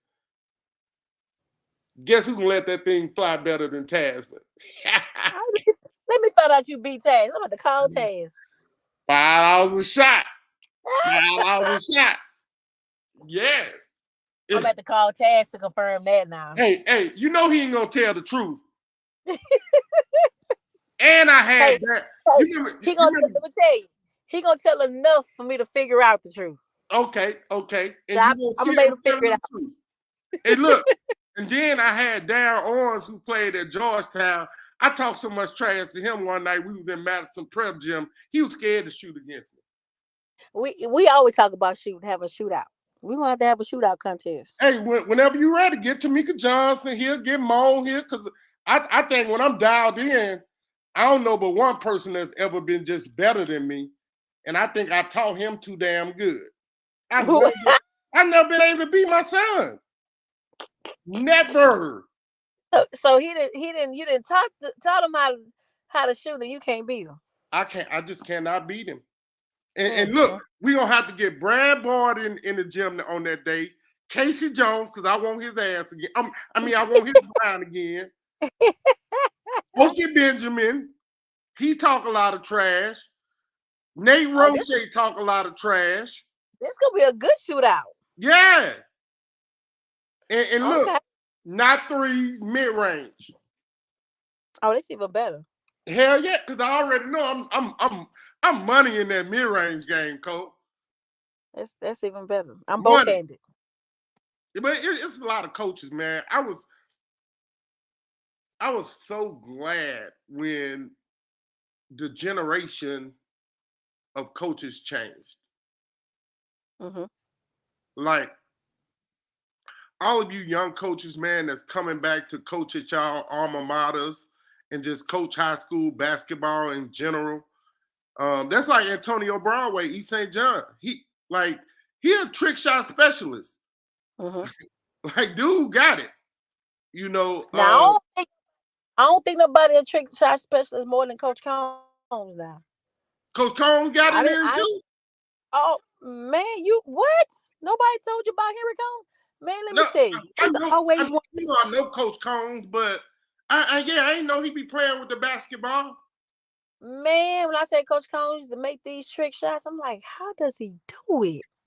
This was like back in I think either 08 or 09 when he was at East Ascension. You know who shocked the hell out of me? Who? Kenny Allman can flat out shoot. I don't think I ever saw. Kenny Allman can shoot still. I don't think I ever saw him shoot. You remember Kenny Allman, coach at Woodlawn, Roshan Jacobs? I do. I yeah, remember. Yeah, he got Coach Kenny can shoot. Oh, okay. I was shocked, like, oh, get out. Mid-range, or you talking about 3-point? Mid-range. His mid-range game, nice. And I think he probably can shoot the three.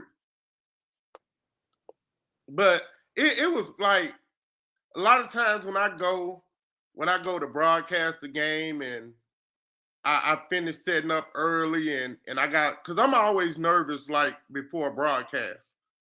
Like I'll get a ball from a coach and I'll just start shooting. And before you know it, I'm soaking wet. I sometimes might have to go change my shirt and all that, but it's so peaceful still being able to just shoot the ball, man. Like I can't run the court or nothing. I definitely can't be too physical, but just shooting. Oh yeah, you'll get that money, coach. We're going to schedule this shootout. Make sure. $5 a shot. I'm going to get this shootout. I ain't got no money right now, coach. I'm broke. I got child support now, coach. I got child support now. That child support is all demon.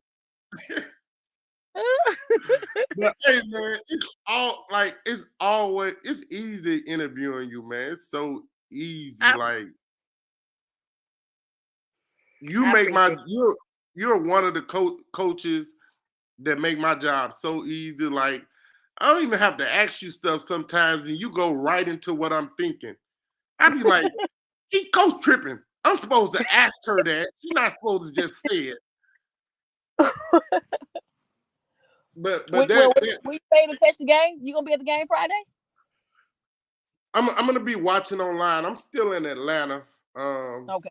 Not stuck in Atlanta, but sometimes when you find a place of peace in your mental, you have to take it as it comes in the right then and there. Yeah. And so my sister, man, she's been my best friend my whole life. And Mhm. but she kid like today, I hadn't had pot roast in so long. She cooked me some pot roast today. Sunday she cooked me a whole pound cake from scratch. See that's what you see. You get up there, you getting that food, and you don't want to come home.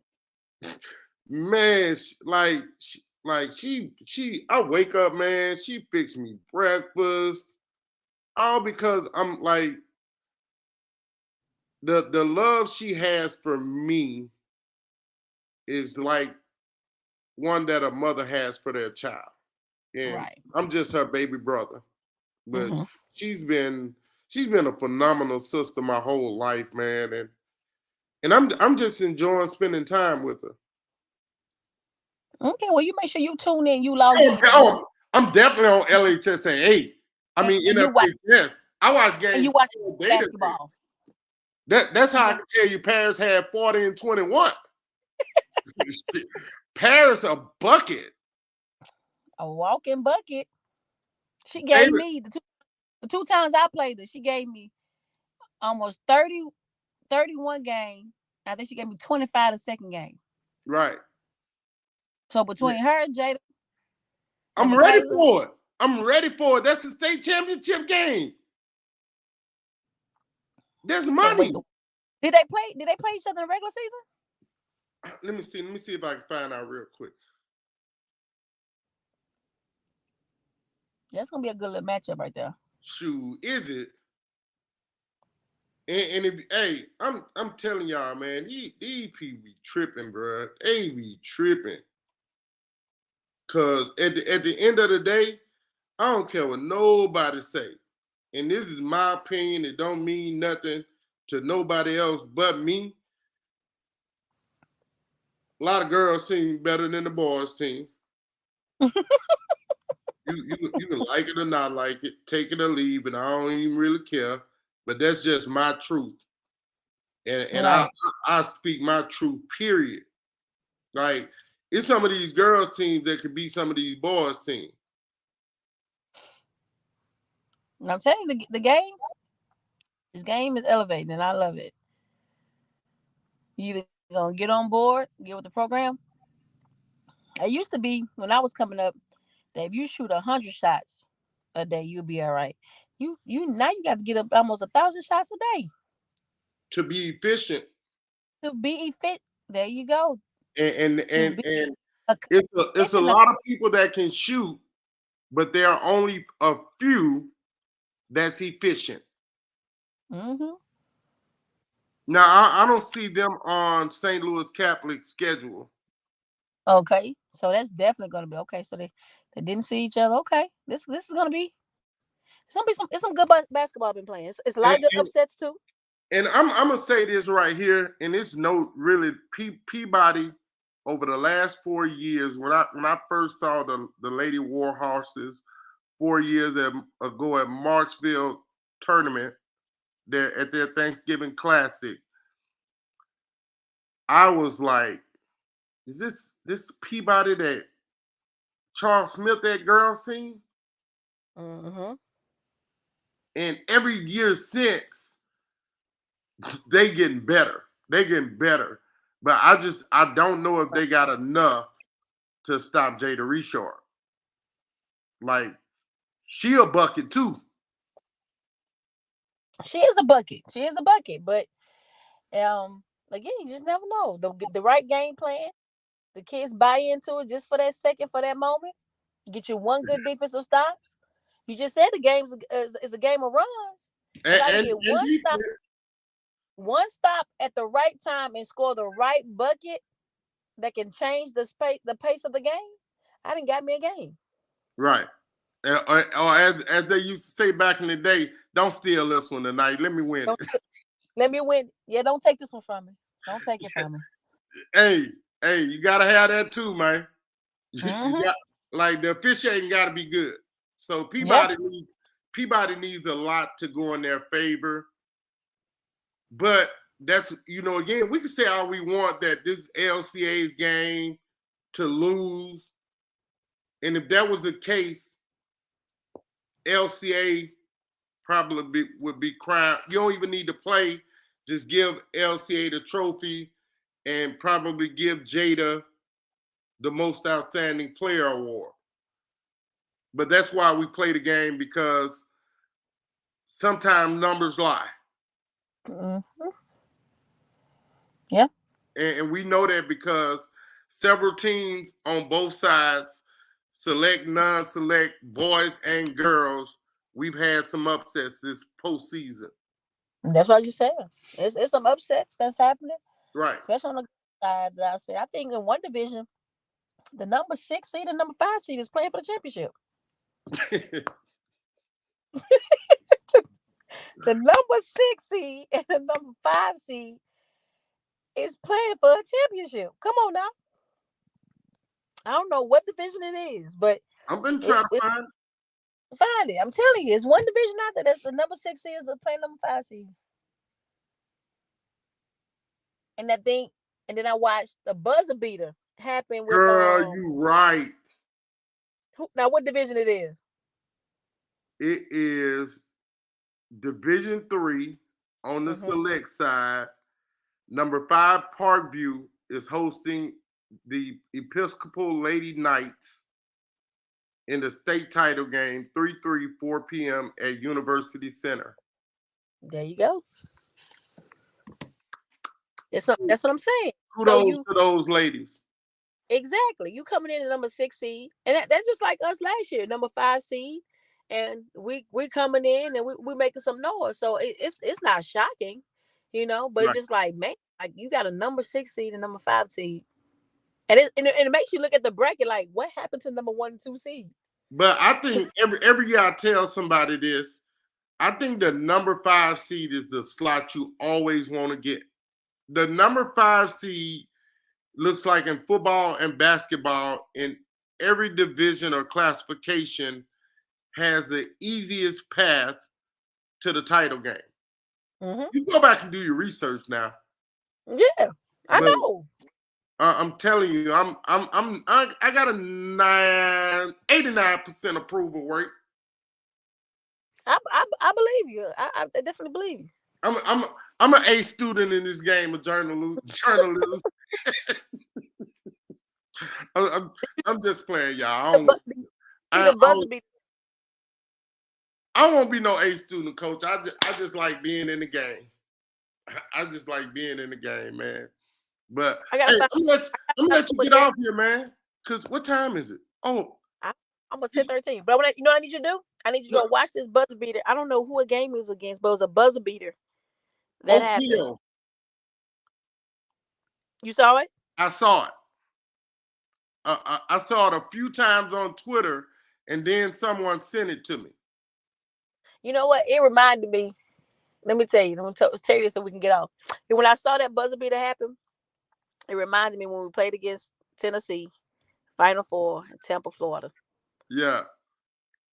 And Hornbuckle, the shot went up, and Hornbuckle came the length of the floor, got the putback, and put the. A Hornbuckle, Alexis Hornbuckle, number 23, Arlington, Texas. Yeah. Put that. I say, you know what? And I told my girls, I say, it can happen. It can happen. Man, they that's crazy. They locked into that horn. Say 0. They say 0 locked in. And that's what. But again, though, that's why a lot of kids take this for granted. But when the rule is play 32 total minutes, and anything is possible, play for 32 minutes and watch amazing. Anything is possible. That's right. Amazing happens when you listen, pay attention, and follow directions. Mm-hmm. And I can't put it any simpler than that. You're right.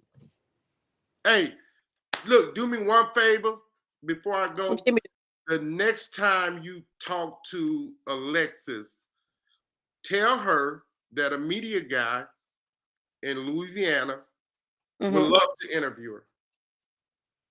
You know what? Let me see what I can do for you. I appreciate that. Like, she was one of my favorite players at LSU. She's at Tennessee.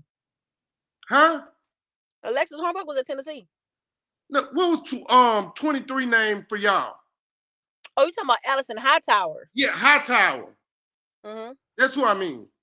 Yeah, Allison Hightower. Allison Hightower is she retired not too long ago too. So I would Really? definitely let her know when I. Mm-hmm. Why she retired? She's still young. She was still young. You know, 'cause I think she had a couple of injuries that kind of got to her. Man, she could hoop. Mm-hmm. Like, she But was she nice, retired. bro. Uh-huh. Like, I wish. Hey, when y'all have a reunion, can I be your guest? For real, man. You should have. We just had a alumni reunion when Simone got a statue. I know, but Mr. Seymour, who generally calls me for everything Simone, didn't invite me. Mr. Seymour, you screwed me on that one, bro. So you better take it up. You know what? When I run into him Friday, I'm gonna tell him what you said. Don't do that. Ah. Don't do that. He probably gonna watch this anyway. Like, Uh-huh. Mr. Seymour is a super off the bench sports fan, bro. Like, sometimes he just called me. He said, "Man, I'm just calling you to encourage you. I know it's hard for you. I know you don't get the support you're supposed to get." He said, "But keep doing it, man, because you do a phenomenal job." And when the guy who created Simone Augustus calls you and tells you that, you got to keep going. You got to keep going. Mm-hmm.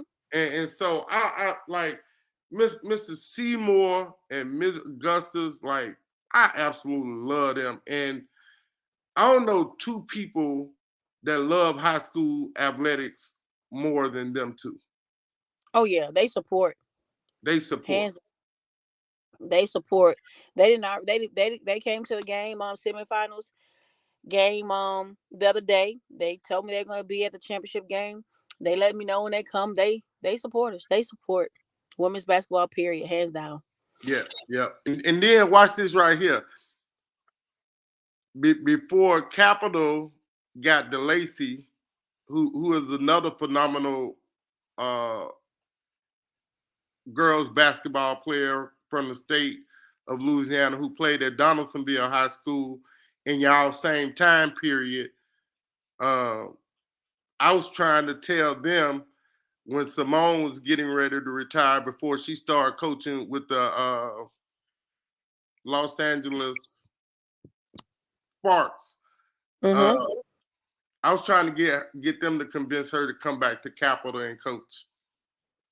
I really was. Mm-hmm. Yeah. Like, I begged Mrs. Augustus to ask Simone to do that. You never know. Might be on the hard one. And then Simone was another one. Like, the first time I met Simone, I was so starstruck. Like, I didn't even have words. And then she just like, "Man, you tripping. I'm a regular girl. I'm a regular person." And from there on, like, when she in town, Mr. Augustus said, "Hey, one day you're gonna have to come over here and come fishing with me. I'm gonna teach you how to fish." Like, Mr. Augustus, I don't know nothing about fishing, man. But, you know, like, he calls me all the time. He's so cool. Funny. Yeah, they all down to earth. Like it's crazy. They're amazing family. Right. I agree. And he'll tell you, if you come to my house, You don't know nothing, you ain't seen nothing, you better not say nothing. Ah, Am I that's lying? Seymour. Am That I is lying? Seymour. You're absolutely correct. Man, Massimo funny as all get out. Everybody think he mean because his demeanor, but he just don't tolerate no foolishness. That's all it is. He just don't tolerate it. He don't tolerate foolishness. And the mean one probably is Miss Augustus because she really don't tolerate no foolishness. That is not their language.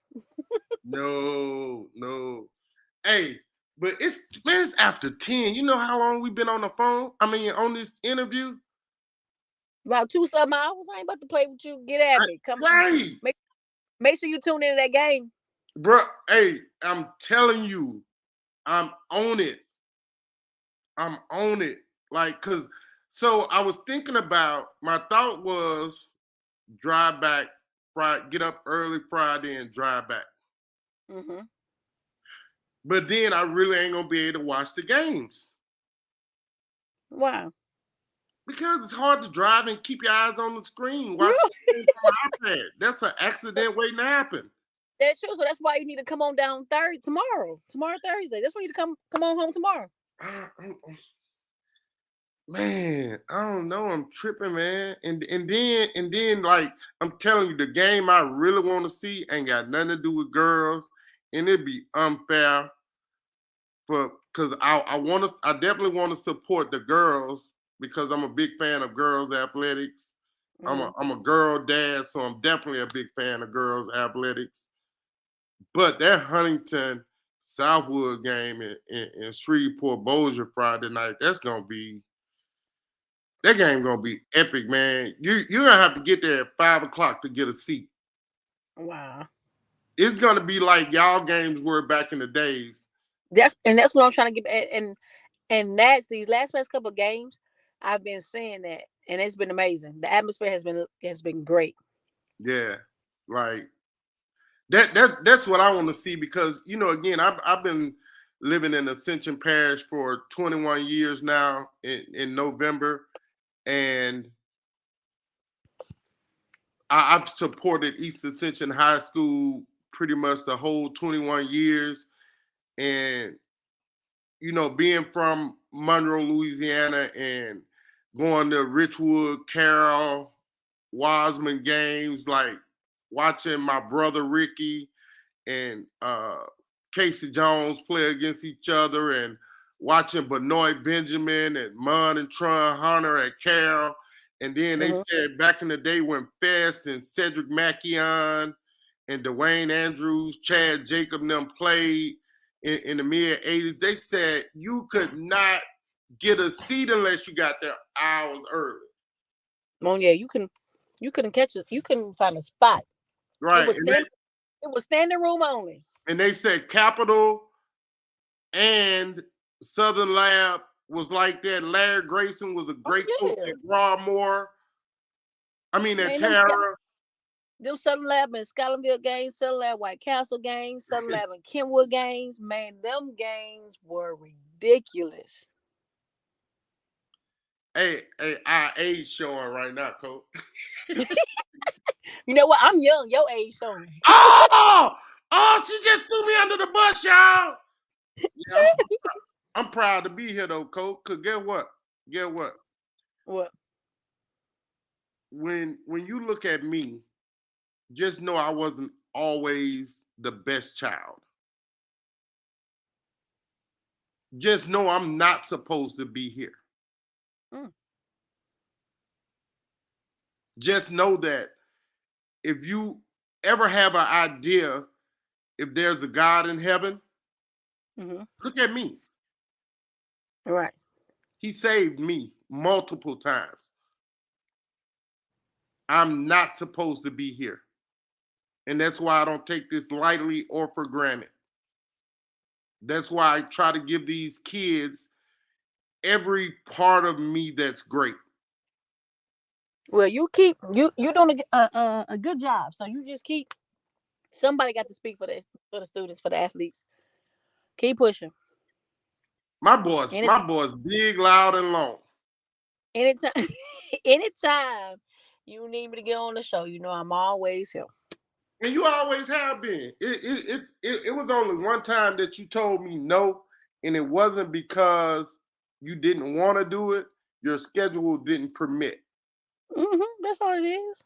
And so at the end of the day, I told Coach Casey Jones at Wiseman this last night on the post game show, and Coach Mac Jones at Huntington. You guys never let me down, man. Y'all never let me down.